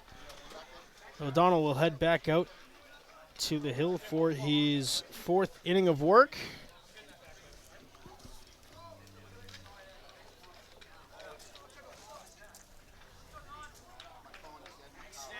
So O'Donnell's going to UMass Dartmouth. Eddie Reilly is going to Clemson. 8. Ryan Tobin's going to the University of South Carolina, the future Gamecock. Who am I'm missing 5 of them. Do we know where the other 5 are going? Drew's going to Bridgewater. Future Bear. Yep. And I don't know where the rest of them are going. Hopefully, we're going to have another game after this, and we might do some more research. All right. We go to the bottom of the 4th. And number 5, 6, 7, 8, and 9. How does this 5, happen? 6, 7. Zuzu Hajar is not in season. It's getting a little. He spent too much time sitting down in the car on the way here. He's got a tight shoulder. Getting some help from our athletic trainer. The whole staff at Abington is really top-notch, upper echelon, all the way from Alicia Reid, the trainer, to Peter Serino and Bud Madden, Kate Casey. And, Zuzu's a big asset to the Green Wave, athletic system here. Well, he's one of the guys during football season. He's right up there with Ryan Tobin in the bright green suit leading the Green Wave student section. Same for hockey and basketball. All right, Drew McDonald's got the only hit. Sorry, he had the first hit. It was a home run, a towering home run to left in the 2nd inning. He led off the 2nd inning with it. Here he is leading off the 4th. First pitch slider from O'Donnell, good for strike 1. 3 hits allowed by the now graduated senior. He graduated 8 days ago along with his class of 2022 classmates. Ground ball to short. Madden plays the tough hop, gets it in his glove. Toss to Nash is in time for the out. Nice job by Madden to react to that ball. He was expecting going off the lip. low, and you saw it. It went high. Stevie's had a good game today, both on offensively and defensively. Brings up Will Arsenault, the catcher, who got hit by a pitch to get on base. Then was doubled up on that diving grab by Ed Reilly. Arsenault's a sophomore. Aidan O'Donnell on the mound is a senior. Throwing to Merrick, who's a junior. Strike one. In every zip code. Nothing fancy about that. Straight gas right over the plate. Perfect day for baseball out here. June 12th, 2022. A little breaking ball there, foul back. Makes it an 0-2 count. See if they go with a high fastball. Try to tease him into a swinging strike three. That is the classic baseball move, up and in with 2 strikes. And with that wide stance, it's all arms. They do go high fastball. He fouls it back. O'Donnell with the classic Dennis Eckersley grunt after that pitch. Yeah. That gets a Both dugouts. chorus of grunts from especially the Amesbury dugout. Which was responded to by the Green Wave dugout. Still an 0-2 count here. 4th pitch coming at Arsenault's way.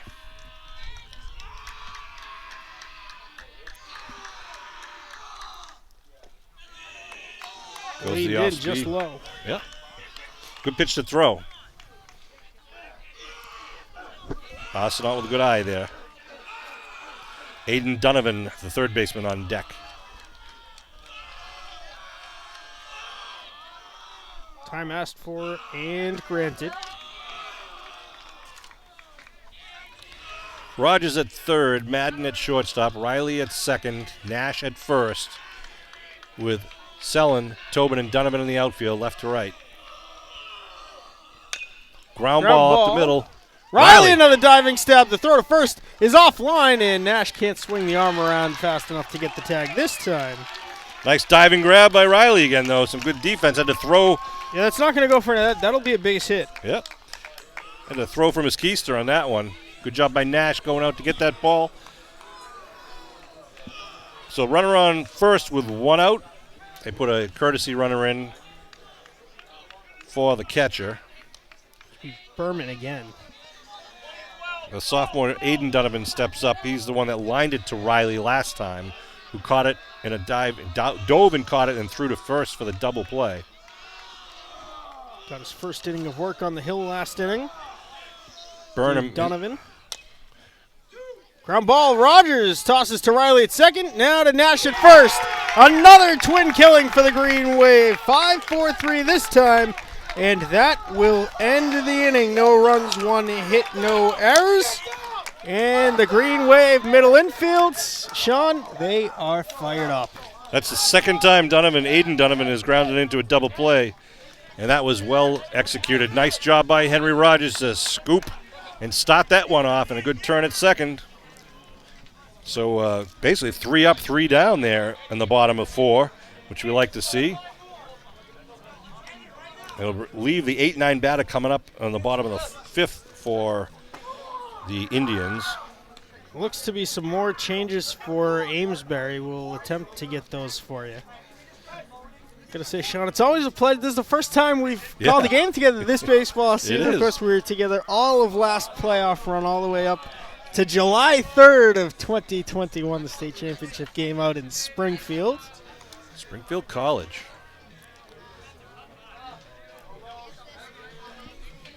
They appreciate any time we can have a lawyer from the town of Abington join us. Coach Woodford joined us for the season finale against Cohasset. Well, as you know, it's always good having 2 guys on the mic to, Yes, especially for baseball and softball. Yeah. Well, and football and basketball, just the Abington Green Wave team having a little team meeting and getting pumped up here between the innings. They're going to they leave Aidan Donovan out there on the mound, who just grounded out that double play.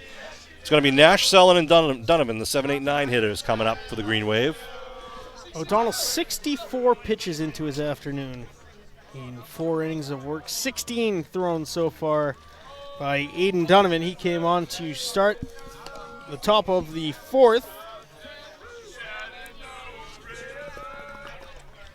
He gave up 2 runs on 3 singles, 1 fielder's choice, and a double play. They're singing John Denver in the dugout right now because that is one of the walk-up songs for A.J. Nash at home. You know, I've been hearing this song in my head all weekend. And the Indians are looking at the dugout like, what the heck are they doing? Why are they singing this? There are certain members of the staff here that have driven past every single one of the 351 towns and cities in this Commonwealth this weekend. And the MIAA has decided that is okay. Nash steps in, fouls it back, up and over everyone, thank goodness, because that was a line shot. That had some gas on it. Nash, RBI single last time. He has also sacrificed grounded to third, so he's 1 for 1. He scored a run in the third. High ball 1-1-1. John Sellon on deck. Again, can't say enough of the way John Sellon played last game to get us here. Nash trying to be the leadoff runner here. Ball's low. 2-1 the count now to Nash. Third baseman in on the grass. Rest of the infield is playing back.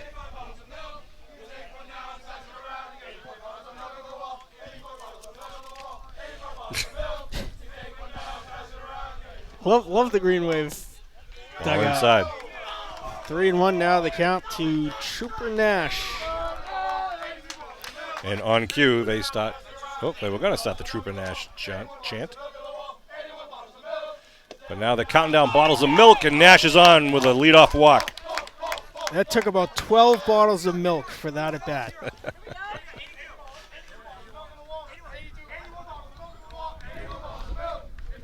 So Nash reaches for the second time. He's still 1 for 1. Catcher out to the mound to talk to his pitcher. Looks like Donovan, the pitcher, needs a little bit of a confidence talk here. So sophomore to sophomore. Oh my goodness. Little Sweet Caroline. They got to sing it now because we're not supposed to play till the bottom of the 8th inning. These breaks, runner breaks, and it's fouled back.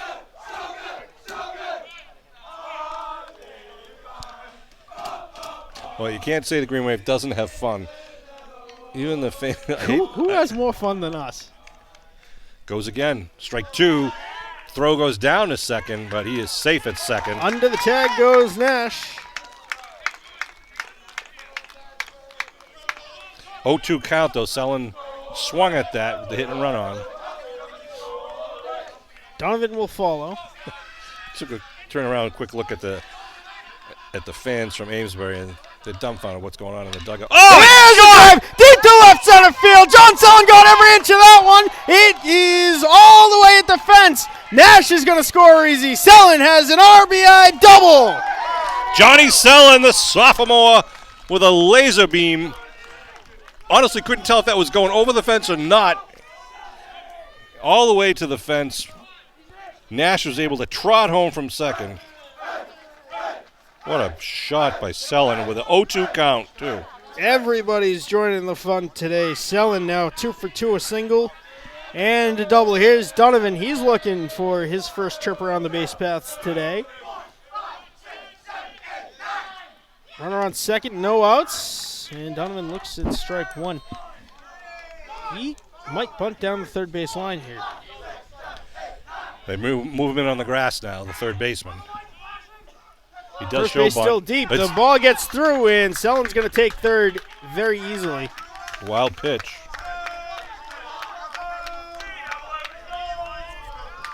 Nine to 2 now the score. The Green Wave on top. No outs here in the top of the 5th. Runner on third, 1 run already in. What a nice swing and a shot by Sellon on that one. Ball low. Good job by Drew. 2-1 the count to Donovan now. Is he playing sports for Bridgewater? Do we know? I believe he's playing football. I believe we'll have to ask him to get ready for the next game. Hopefully there is next game. Infield in on the grass. Swing and strike by Donovan. 2-2.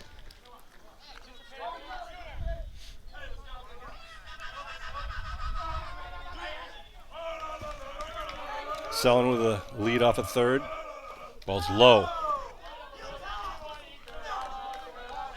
Donovan will take that walk if they give him, get him on the bases. But he's going to protect the plate here. Oh, a shot by Donovan! Center fielder getting under it, but deep enough that that's going to score Selling. Nice poke by Drew Donovan.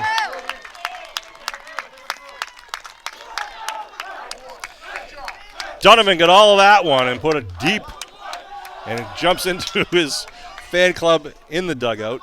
10th Green Wave run of the day. 10-2 the score. And a guy who scored 2 of them is up at the plate now. Tobin fouls the first one back. Ryan Tobin has walked, struck out, and singled to right. 2 runs scored. Still just 1 out here in the top half of the 5th.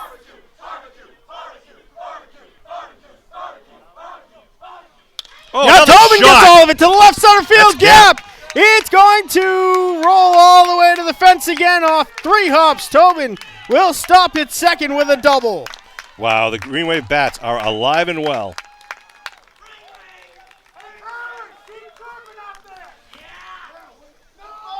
Wow.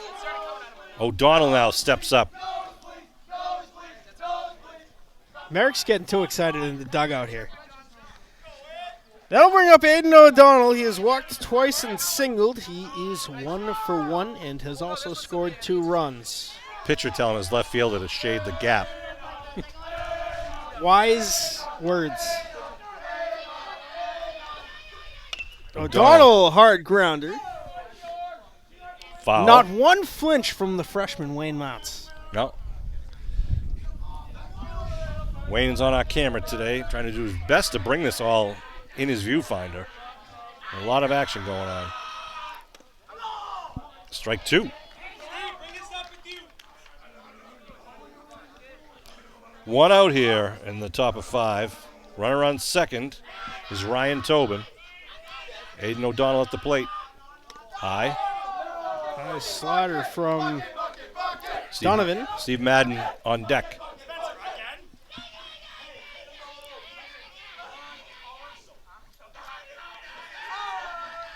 Donovan a slow turn.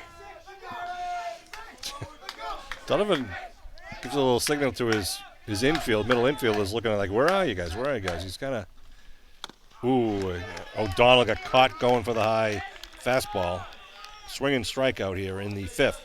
It brings up Madden, who hit a shot out to right in his first at-bat. Got caught looking and then hit another deep ball in the 4th out to left.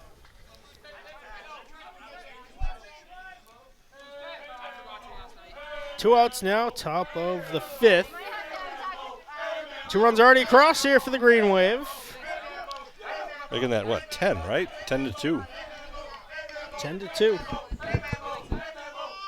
Pitch to Madden, Balk. and Donovan Balk. balks. Tobin will take third.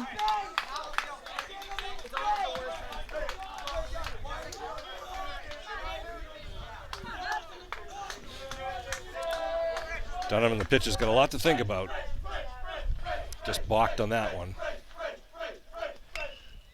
Madden fouls it off straight back. Yeah, it looks like a little inside pitch he had to fight off. He'd like to extend those wrists and drive another one.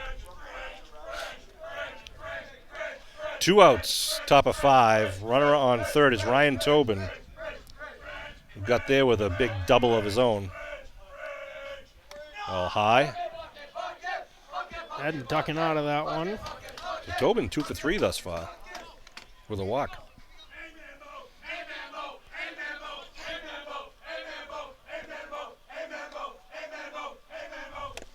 Big swing and a miss by Madden.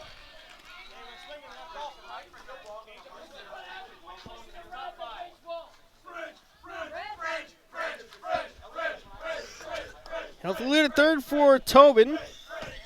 Not being held on. Oh! Now, Madden sends one into the right center field gap. That's going to score Tobin.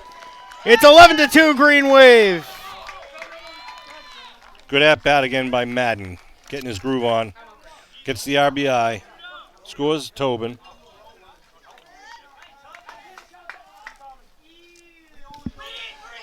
Merrick is up now. He's got to take off his shin guards. Just replace the gauze in his nose also. 2 down here. Now with Madden on first and Spencer Merrick grabbing the bat. Madden 2 RBIs today. 1 run scored. Here is Spencer Merrick, a single. That bomb of a 2 RBI double in the first. He has also walked. He's reached base 3 out of 3 trips. And lines 1 to third, a great diving stab. Good shot by Merrick, too.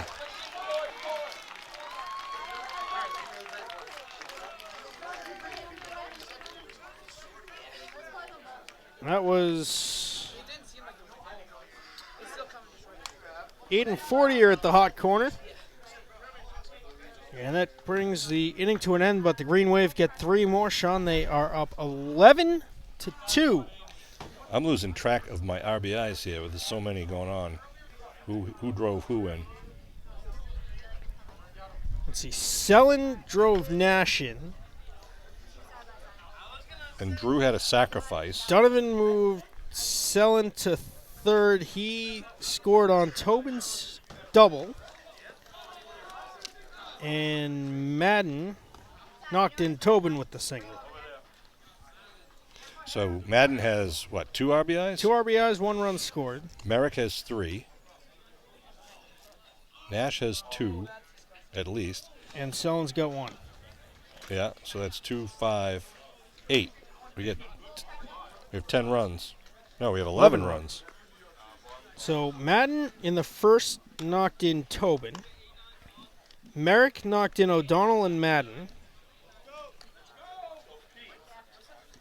Well, we'll review it later. Anyways, there's a lot of stats. Yeah, we'll built have in to here go today. back and watch the film. It's a long ride home. Again, the magical number of the weekend, 458 miles. Those guys in Franklin have decided that Abington people need to drive this weekend. So bottom of 5 now, with an 11-2 Green Wave lead. The 8-9-1 batter's coming up for the Indians. O'Donnell still on the mound for the Green Wave. They are 8 combined. Let's see. 0 for 2, 0 for 3. 0 for 3, 1 has reached on an error. 11-2. Our athletic trainer still working on the blood flow out of Spencer's left nostril. He's getting the money's worth today.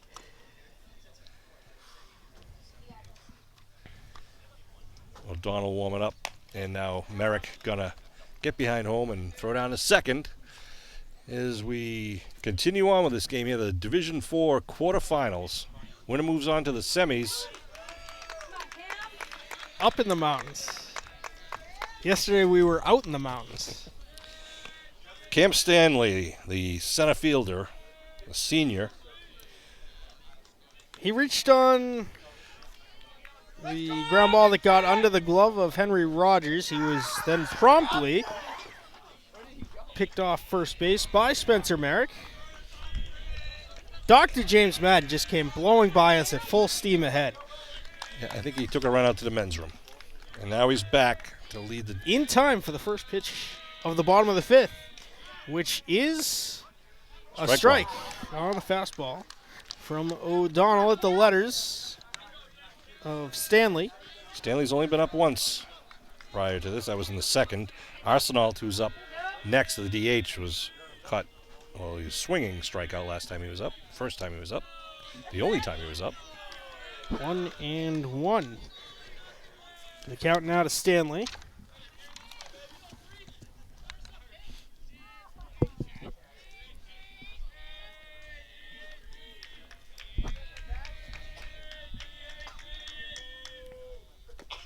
That one's low. 2-1. Coach Steve Paraxelis doing another great job this season. He's a 1981 graduate from Abington High School, former center fielder himself. Of course, he's had 2 sons play for him. and help coach with him. Yeah. Both of them are here today, Steve and Tyler. Right.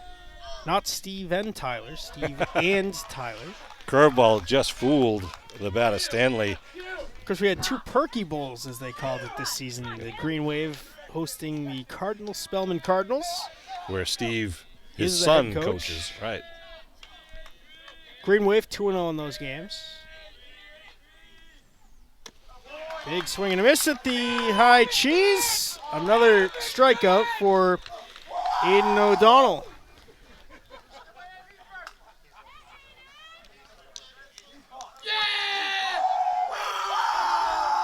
I get that as his 4th strikeout. Who's that leading the cheers behind us, Alicia? That is correct. 4 strikeouts. Arsenal up. He struck out his first time up, as I mentioned. That was in the 3rd. He actually was a carryover from the 2nd when the runner was picked off. It's about 70 pitches in now for O'Donnell.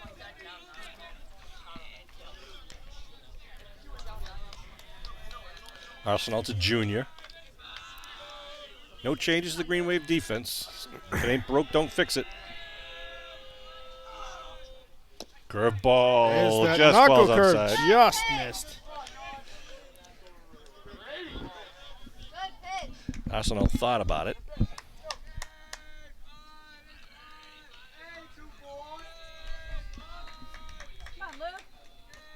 The pitch from O'Donnell, that one's good for a strike. The slider over the outside corner. 2-1. Sun comes back out from behind the clouds. A little bit Right in the onto eyes. the shoulders. A little bit in the eyes of the right fielder in a high fly. Ground ball is short. Chopper to Madden. Gets it off the hop. Takes his time on the throw to first. It is good for out number 2. Kids at home, Madden did the right thing there. You see him charging the ball, coming up to the ball, and then just picked it cleanly. Guns it to A.J. Nash at first for the 6-3 putout. 2 down here, first 2 batters. Speaking of A.J. Nash at first, he made the play on Jacob Herring. On Herring's last time up off of the throw from Reilly, that jumping pirouette tag at first. That's right. Herring, big hitter, is 0 for 2 with caught looking in the first, and then the play that Matt was just referencing from Reilly at second base. Good shot to right field, will drop in. Donovan in front of it, holds him to a quick single. Kind of expected to get a hit out of Harrington at some point, and there it was. Hopefully that's the only one. And Cucinotta steps some big up. speed. Cucinotta's been hit by a pitch and doubled. Scored the second Indians run of the day. Yeah, he doubled to right center last time. No, right, more right than right center. Shea is a senior. Remember, Herring on first got some pretty good wheels. 2 outs, though, and they're chasing a lot of runs. Not a big lead for Herring.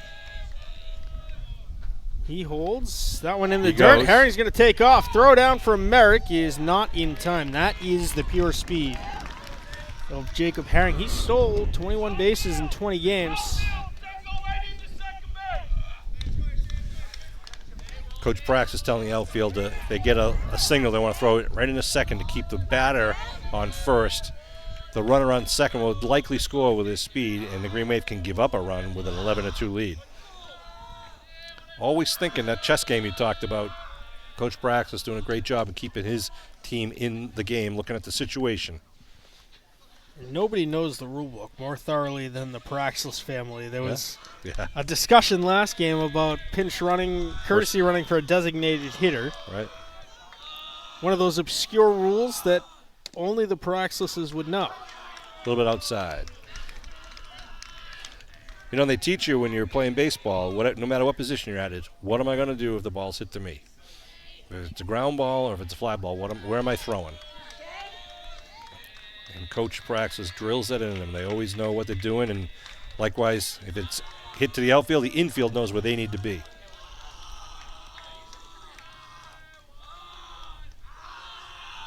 Herring, big lead. Curveball second. just outside. 2-0. Herring, a threat to steal third here. 2 outs, though. Bottom of 5. We play 7 here in the Division 4 quarterfinal game. Amesbury is the number 1 ranked team in Division 4. The Green Wave come in here as the number 9 team, based really on your win-loss record.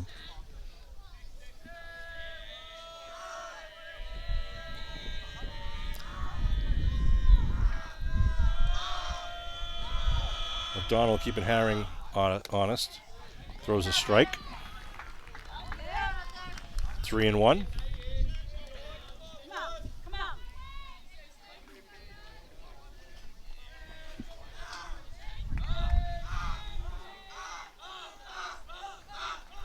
Herring leads off second. 2-1. Cucinato waits. Reilly right there, spins and throws, and diving back safely is Herring. Close play. Nice pick move there by Aidan O'Donnell.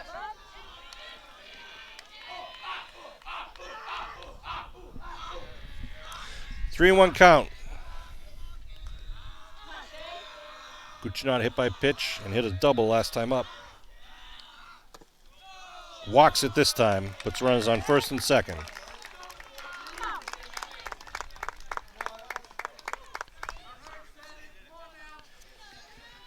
Drew Scaldone, or Scaldoni, depending on what part of Italy you're from, will be the next batter after pitching coach, the younger Steve Paraxlis, comes out to the mound to talk to his senior hurler. Drew has, he struck out in the first inning swinging and then hit a single up the middle, the sophomore. The winner of this game will face Manchester Essex, who defeated Leicester 11-0 earlier this morning. It was a complete game, no-hit shutout. Wow. Wow, at the quarterfinals, huh? Must be a fireballer on the mound there for Manchester Essex. O'Leary had, 13 Ks as of the 6th inning. The good thing is that he will be ineligible to pitch in the next round. You would think that we don't know the exact dates and locations of the next round, but it's usually at least 2 days away, if not 3. Probably looking at Wednesday and Saturday for the next 2 rounds of the Final Four in the state championship. This game we're being played right now on a Sunday afternoon. O'Donnell delivers, ball 1. Backs Galdoni out of the batter's box, 1-0. It's 1 for 2, a double, and a swinging strikeout. Should he reach safely, Trevor Kimball will get up for the 3rd time.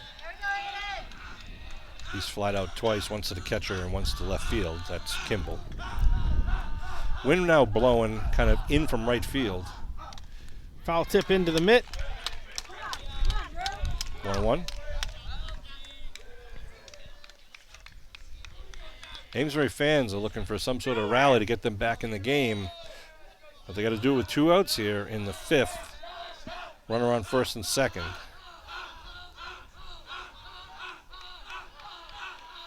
O'Donnell looks in, delivers. Nice strike.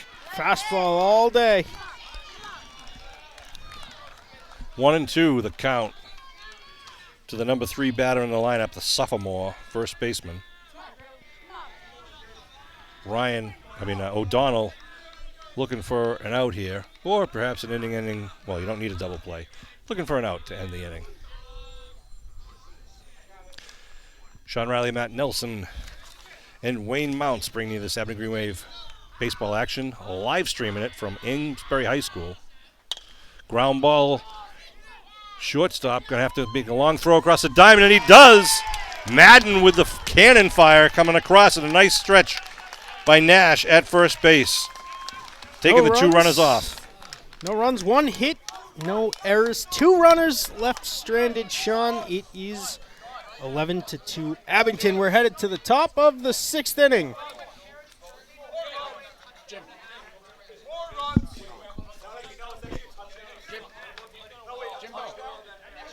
Eddie Reilly, Henry Rogers, A.J. Nash do up, Sean. They have been a great part of the lineup today for the Green Wave. Yeah, both defensively and offensively.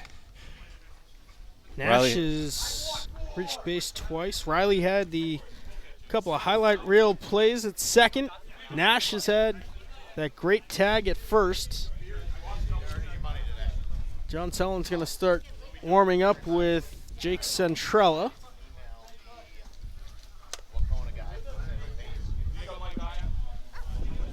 So we head to the top of 6. Eddie Reilly leading off, as he said, then Henry Rogers, AJ Nash, and let's hope we also see John Sellen and Drew Donovan coming up.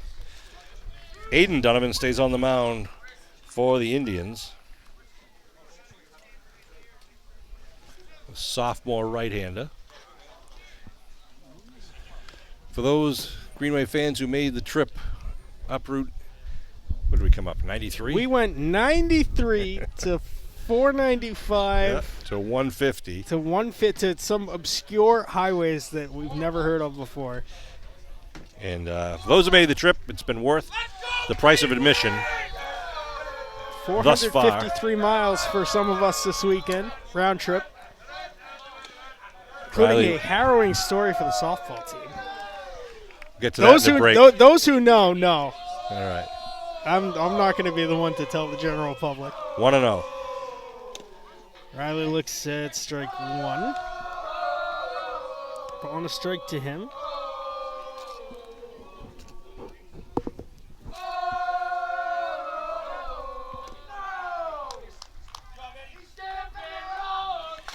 Reilly, the senior, one of the seniors for the Green Wave. Looking for his first hit. He's got the sacrifice. Strikeout. Now he lines one right to second base. The jumping grab is made by Jacob Herring. Third time he's put bat to the ball, but it's just not falling for Ed. If Herring doesn't have the speed that he's got at second base, that ball's into right field for a single. Ball came, I don't know where it came from, out of play, rolled back in. Oh, it was from the it was from the Green Wave. The bullpen.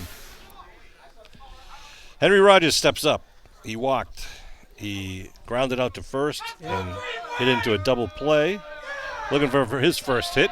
Got a couple of nice plays at third. Takes an opening pitch, strike one.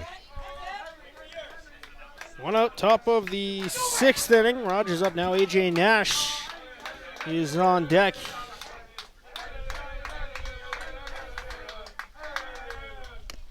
Curveball, good for strike two over the inside corner. Henry knew it. Sat back. He's going to drive the third strike. That's the amount of confidence I have in Henry Rogers. That one's low. 2 balls, 2 strikes. Now the count to Rogers. The Green Wave dugout has not quieted down a bit since the beginning of this game. Of course, they've had a lot to cheer about. Green Wave fans haven't quieted down all game either. Oh. A couple of very dedicated parents. Oh, that one hit the bat. Foul ball.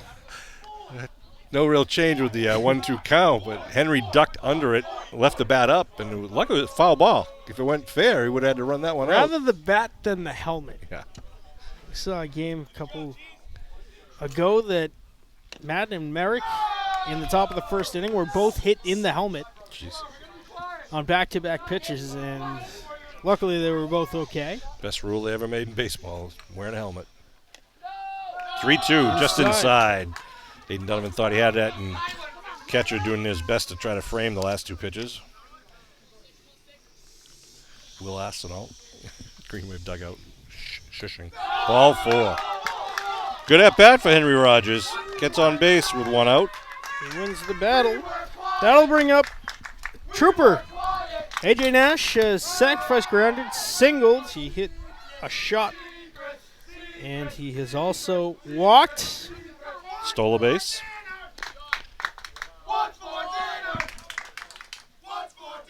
Dugout now asking an excellent question. What's for dinner? Eddie wants to know what his Uncle Sean is going to be cooking up for Sunday dinner at the Reilly household. With the way he's been playing, I'll buy whatever he wants.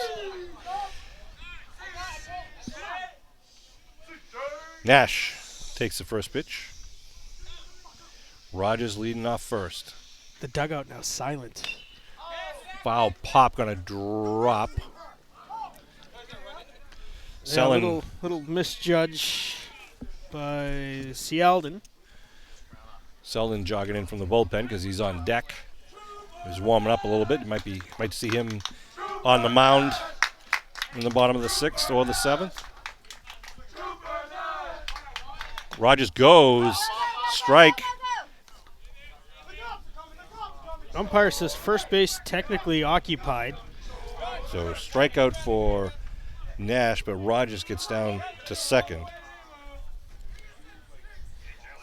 That'll bring up Selden, who got absolutely every inch of one last time he was at the plate for an RBI double, Sean. Yep. He's also singled and struck out today. 2 for 3. Very productive day for Johnny Selden. Donovan on deck, and then we'll be at the top of the order after that if we continue this inning. 2 outs, runner on second base for the Green Wave. High First ball pitch 1. to Selden. Rogers on second, first base vacant. Ground ball hits the rubber. Herring makes a good backhanded stab. The throw to first is off the base and out of play. Just narrowly missing the leg of Bill Marquardt. So that will score Rogers. Put Selden on second base. Throwing error on the second baseman. Had to backhand that one.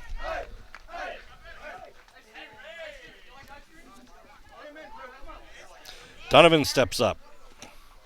Ball 1. It's Green Wave's 12th run. A single because it was the backhanded play, a great play by Herring to stop that ball. And then the advance to second on the throwing errors. Is that the official score? That's the official score. Hit and an error.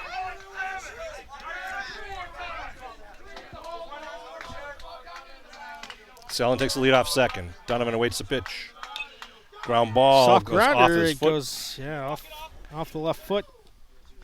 Foul ball because he's in the batter's box, which is considered foul territory. Even though the ball rolled into fair play. Donovan running about a 3.5 second 40-yard dash. Would be a world record if they ever timed him. Outside. Aidan Donovan, the pitcher, a little bit frustrated, just kind of threw up his hands looking at the umpire. Thought that was a strike, but the umpire called it outside. Donovan looking to connect here. Pops it up foul, though, and it's going to be caught for the third out and foul territory by the first baseman. Yes, Yeldon's got some great speed for first baseman. And here we are, the bottom of the 6th inning. Sean, if the Indians do not score a run in this inning, this game is over and the Green Wave are moving on. Forgot about that. That's the slaughter rule, as they call it, right? 12-2 the score. We're headed to the bottom of the 6th. Trevor Kimball, Drew McDonald, and Will Arsenault due up for the Amesbury High School Indians, the 4, 5, 6 hitters. If Abington wins this game, they will again face the Manchester Essex Hornets. Manchester Essex would be the home team in that matchup as the 5 seed. Abington is the 9. There were some shenanigans after the original bracket was posted, and Abington was the number 8 seed. Then there was a score that was reported late after the bracket came out. That had Bellingham jump Abington for the home game on Wednesday night.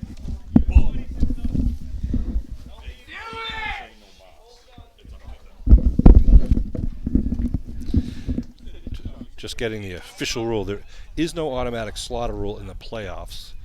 However, the losing team can voluntarily quit if they wanted to. I couldn't see the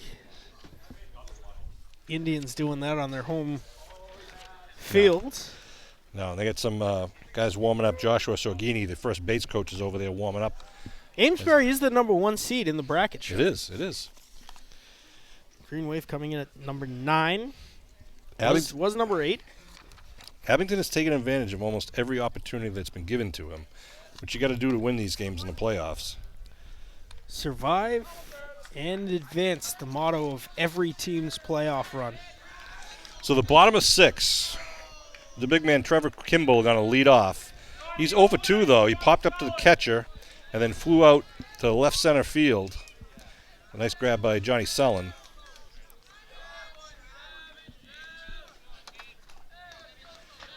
Drew McDonald on deck, followed by Will Arsenault. And a nice pitch by Aidan to start the bottom of the 6th with a 9-run. No, I was going to say 9-run lead. Is it? 10-run lead. Yeah. 12-2. More action in the Indians' bullpen down the third base line. Looks to be number 23 warming up. Yeah, I just mentioned that's the former first base coach, Joshua Sorghini. He's a senior. 1-1.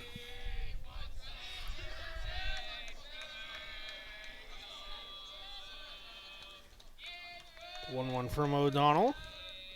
Knuckle curve completely fooled him in every way, shape, and form. 1-2. Not only you got to adjust your timing on the slower pitch, but then you have to adjust your swing as the ball's moving and dropping.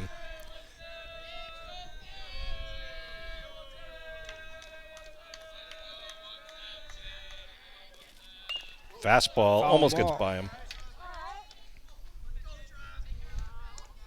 Kimball's had a big year for the Indians.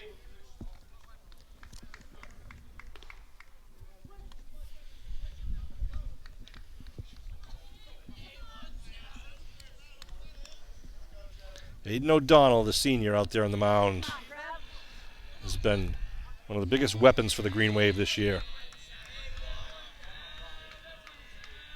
Sellen's been seen. I think Sellen technically had the most wins for the starting pitchers. And Sellen's just a sophomore. So we got 2 more good years of Johnny Sellen, along with Stevie Madden. And Rogers. Henry Rogers, that's right. James Madden coming up through the system, too. Got some good freshmen coming up, too. Strike 3 swinging. Another strikeout for Aidan O'Donnell. I think I know who someone's rooting for back here. Hopefully the mic picks that up. They throw it around the horn.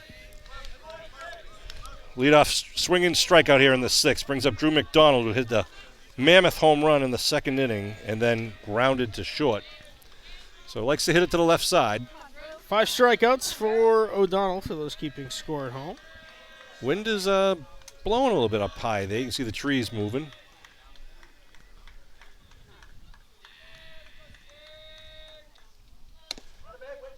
Strike 1, fastball. Aidan still throwing the gas here late in the game in the 6th.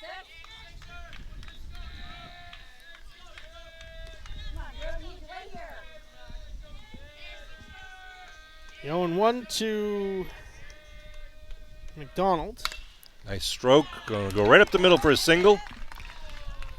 McDonald doing what's expected of him. Gets on base. The single up the middle with 1 out. Arsenault up. You get hit by a pit. And you get the single to right center last time up.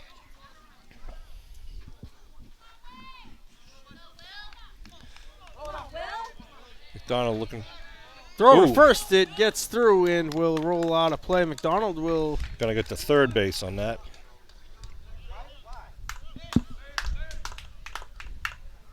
He gets 2 bases on an out of play.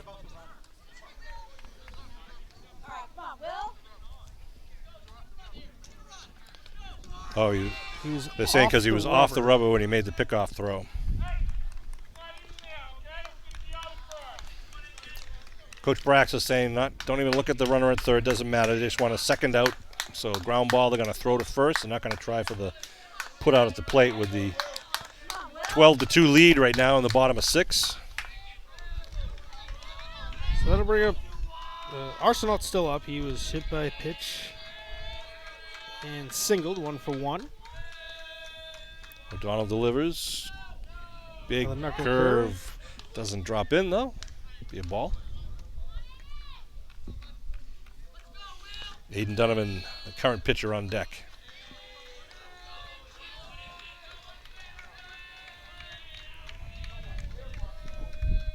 Is Sergini warming up for Amesbury on the far side? This one fouled off out of play.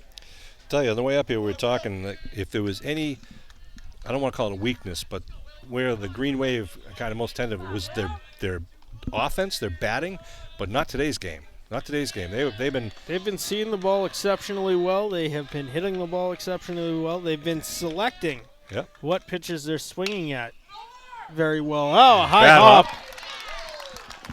Nothing you can do on that one. Gets over Nash. Had a little scorer run. And 12-3 is now the score. That one took a bad hop on AJ. AJ was almost defensively trying to get that. Just saying, and not only have they hit the ball well, they've hit it hard every time. There's no CNI singles out here. They've been roping the ball all day today. And then on the defensive side, we've seen some outstanding defensive plays. So things really put together well for the Green Wave, and the Indians really haven't got many breaks. Tobin's got a double. Madden's got a double. Merrick's got a double. John Sellon has a very big RBI double. A handful of singles. I just want to jinx Aidan Donovan in the batter right now. He has grounded into 2 double plays in his first 2 at-bats. Jinx. Runner on first.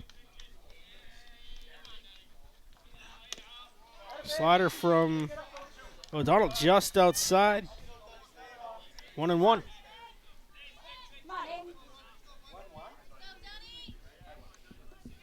Aidan O'Donnell pitching to Aidan Donovan. With a runner on first. 1 out.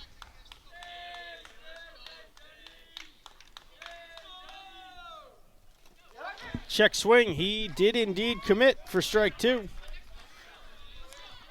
Ball and 2 strikes now to Donovan.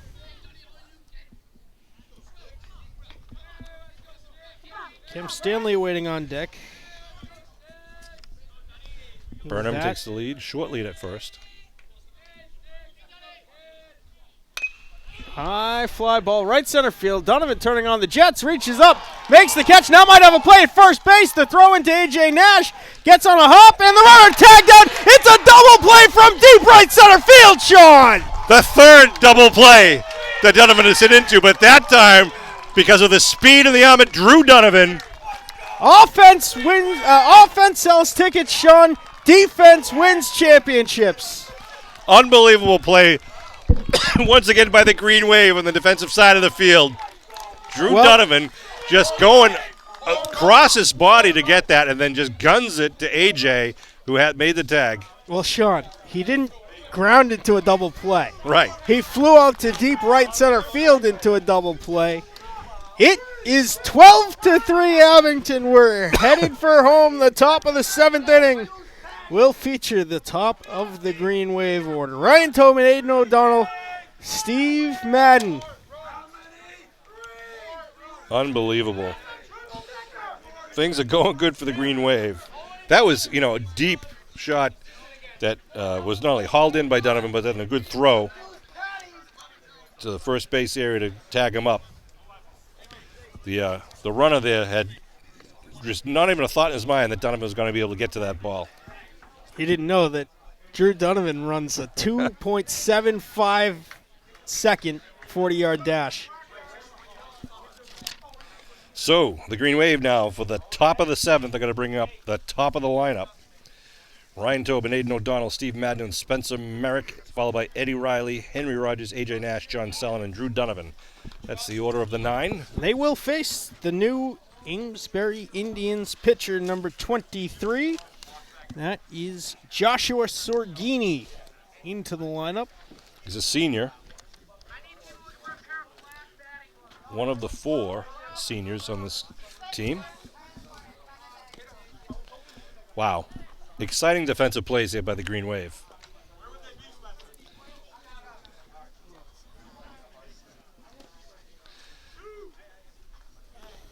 Robert Kraft said at the Hall of Fame induction of Richard Seymour, the defense wins championships. Yep. Offense sells tickets. Green Wave have had both of them today.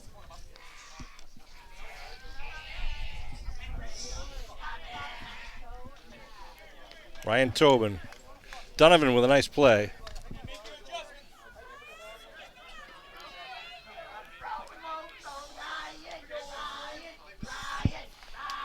Tobin gets hit from the first pitch from the new pitcher and will take first base the easy way.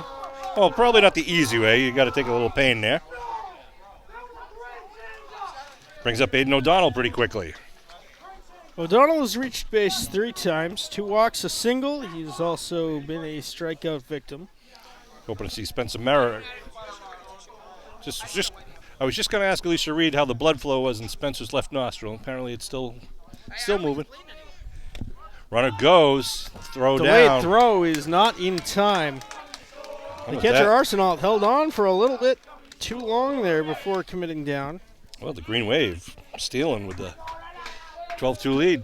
Or 12-3 now? Where are we? We're the excitement. 12-3. 12-3. Strike called, Aidan. Aidan walked twice. Singled out to right, struck out his last time up. Ooh, he saw that one coming. It was a little bit of off-speed pitch. Aidan hit that off the end of his bat. He was lining that one up. 0-2, I believe is the count. Madden on deck. Here's a big shot to right field. Caught. And no tag. They throw to third. Dangerous throw. Cut off by number 1, Shea Kusanada. Cameron Stanley out there in right. That'll bring up Madden, who doubled in the first to not get a run. Reached on a fielder's choice and has also singled. Singled in the 5th, I believe, knocked in a run too. Yes, that knocked in Tobin. And Tobin currently stands at second base. High pop fly going to be foul. That's going to fall unless the first baseman, nice phenomenal effort. Just off the tip of the glove as he was diving for that ball.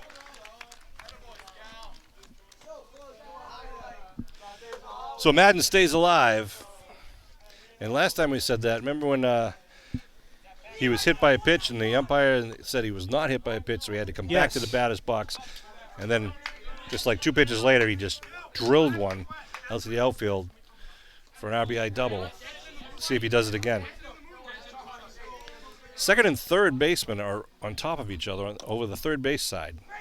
The shortstop is behind, the second baseman is behind second base. Lucky he was, too, because that ball was overthrown by Arsenal and almost wound up in center field. But it's funny because Madden has hit to right twice today, but yet they have a shift on the left side of the field. He did hit to left his third time up on his fielder's choice, and a curveball catches him looking. Spencer Merrick now to step up with a runner on second, 2 outs. Top of 7. Spence has singled, doubled, walked, and lined out a hot liner to third.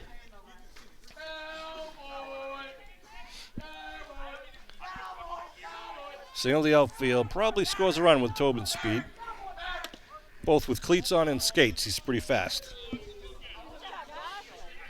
I attended the end of the season practice for the hockey team where they had a skills competition. Just to have a little bit of fun right before the playoffs started. Strike 2. Fastest skater competition. I believe Tobin won it.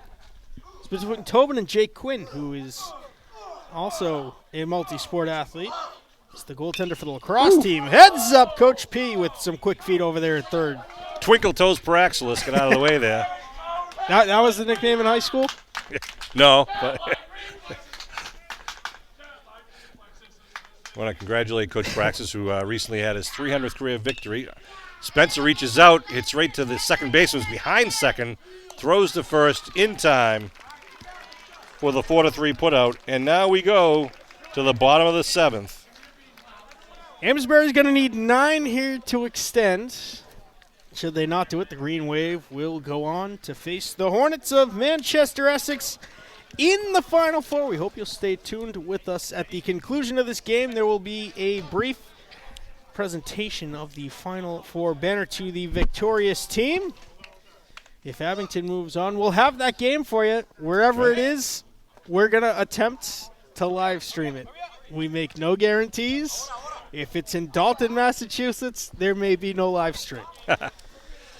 We thank you for joining us for all the fun today on the networks of Abington Community Access and Media. Of course, Wayne Mounts bringing you the sights and sounds from the northeast corner of the state as the Green Wave has their typical headed to the last inning meeting in front of their dugout. Of course, the great Sean Reilly, Mad Dog Matt Nelson.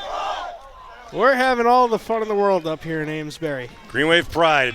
The last words as they break the huddle. And they take the field. But let's hope the last defensive time today as we go to the bottom of the 7th. The 8-9-1 bat is coming up for the Green Wave.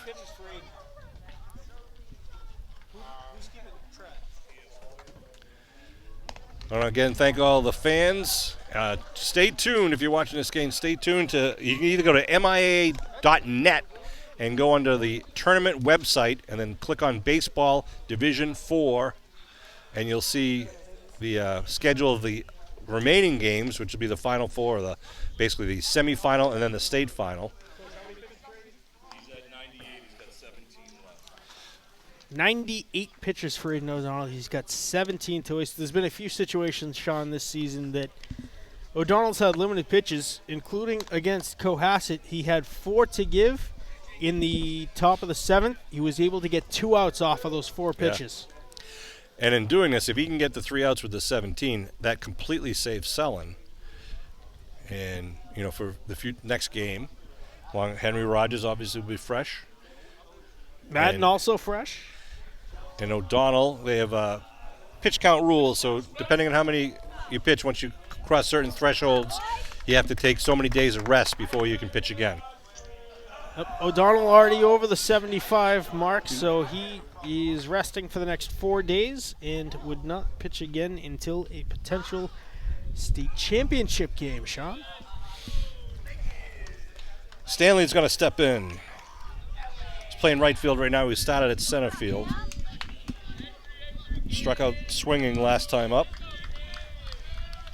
Hit it down to third base his first time up. Aidan O'Donnell, the senior hurler for the Green Wave, throws strike 1. 0-1 the count to Stanley. 8-9-1 hitters due up. Luke Arsenault, the DH on deck, then Jacob Herring.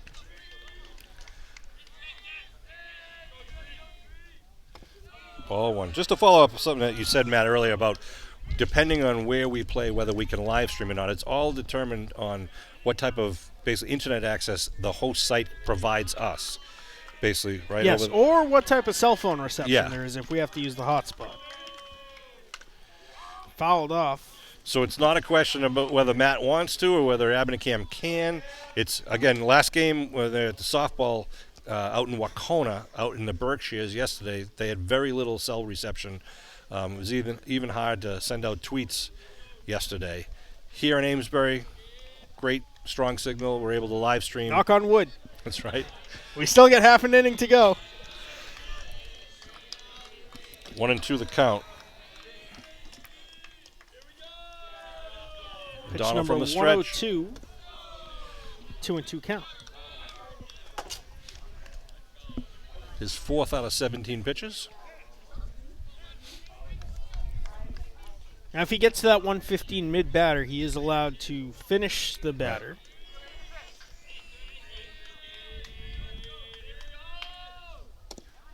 Curveball gets him Strike looking. 3, yes, sir.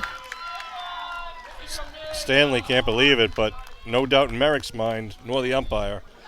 Number 6 on the day for O'Donnell. Luke Arsenault 0 for 2. He struck out and grounded to shortstop.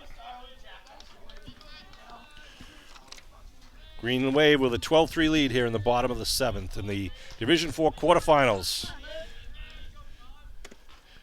Just outside on the slider. This will be likely the end of the Indian season, and the Green Wave will continue on to the state semifinals. Knocking off the number 1 overall seed, Sean. That's why it's really hard to know, with the seeds, because you don't know the quality of play with each league. You don't know who's pitching. Sometimes you get a team with one dominant pitcher or two or three dominant pitchers. You just don't know what you're up against sometimes. He swung at that. Wanted to hold up. Ball and 2 strikes, the count to Luke Arsenault. O'Donnell, ready to deliver. 2 balls, 2 strikes now, the count. I read the umpire's hands wrong. Abington fans still showing their encouragement to Aidan O'Donnell and the rest of his Green Wave teammates. O'Donnell looking to throw another 3rd strike here. The 2-2. Oof. Oh, the slider Spencer thought was he had him. just outside. That was his 10th pitch. He's got 7 more to go.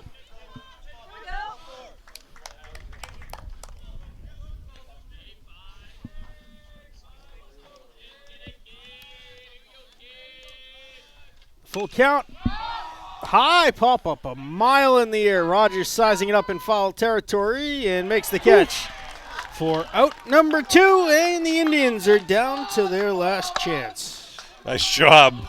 There's a little breeze up there. You can see in the trees behind you.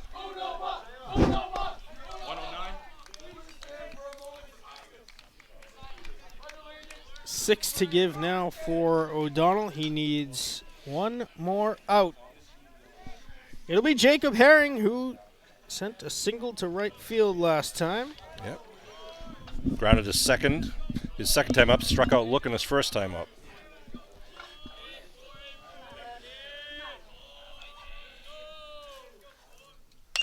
Ground ball. Second base. Reilly makes Reilly. the play.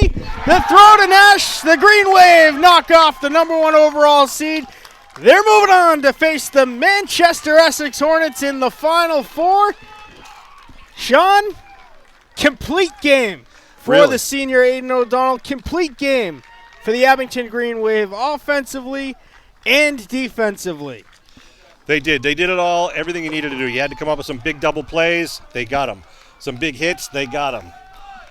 Just great team effort once again for the Green Wave. And they are moving on to the state semifinals. Aidan O'Donnell, the complete game victory.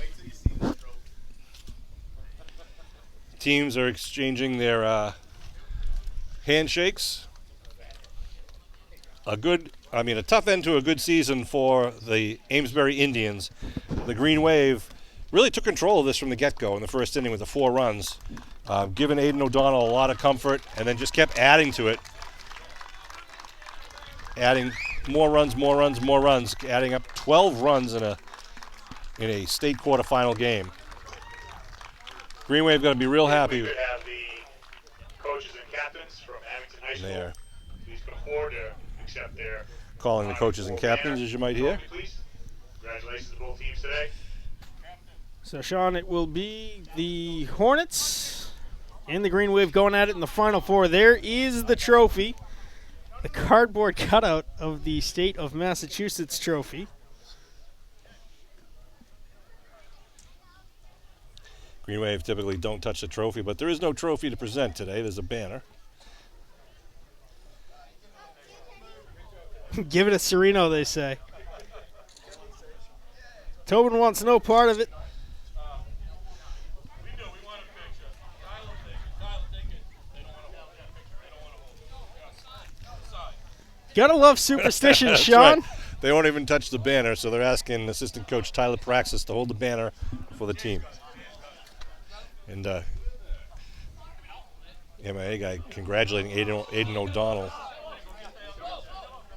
12-3 is the final score. The Green Wave knocking off the number 1 overall seed in Division 4. They will now take their traditional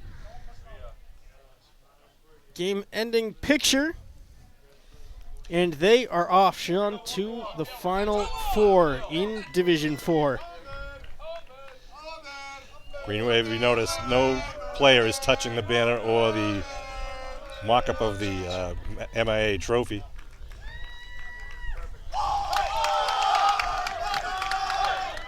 So 12-3 the final. Matt, great game. Again, want to thank you and that cameraman for bringing this to the living rooms at home. Big victory for Abington. Eddie Reilly knocks in the game-winning run in the first inning, Sean. He had a very good game in the field. A.J. Nash had a very good game in the field and at the plate.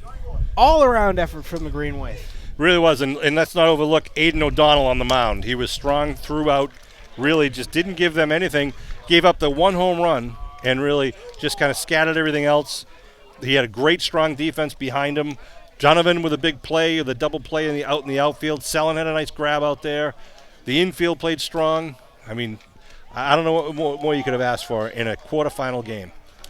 Well, the Green Wave moving on to the Final Four. They will face the number 5 seed, the Manchester Essex Hornets. Want to once again thank our cameraman for bringing you the sights and sounds from the northeast corner of our Commonwealth, Wayne Mounts. My broadcast partner, the great Sean Reilly. I'm Mad Dog Matt Nelson. We will see you in the Final Four. Until then, Go have Green a good Wave. day and go Wave.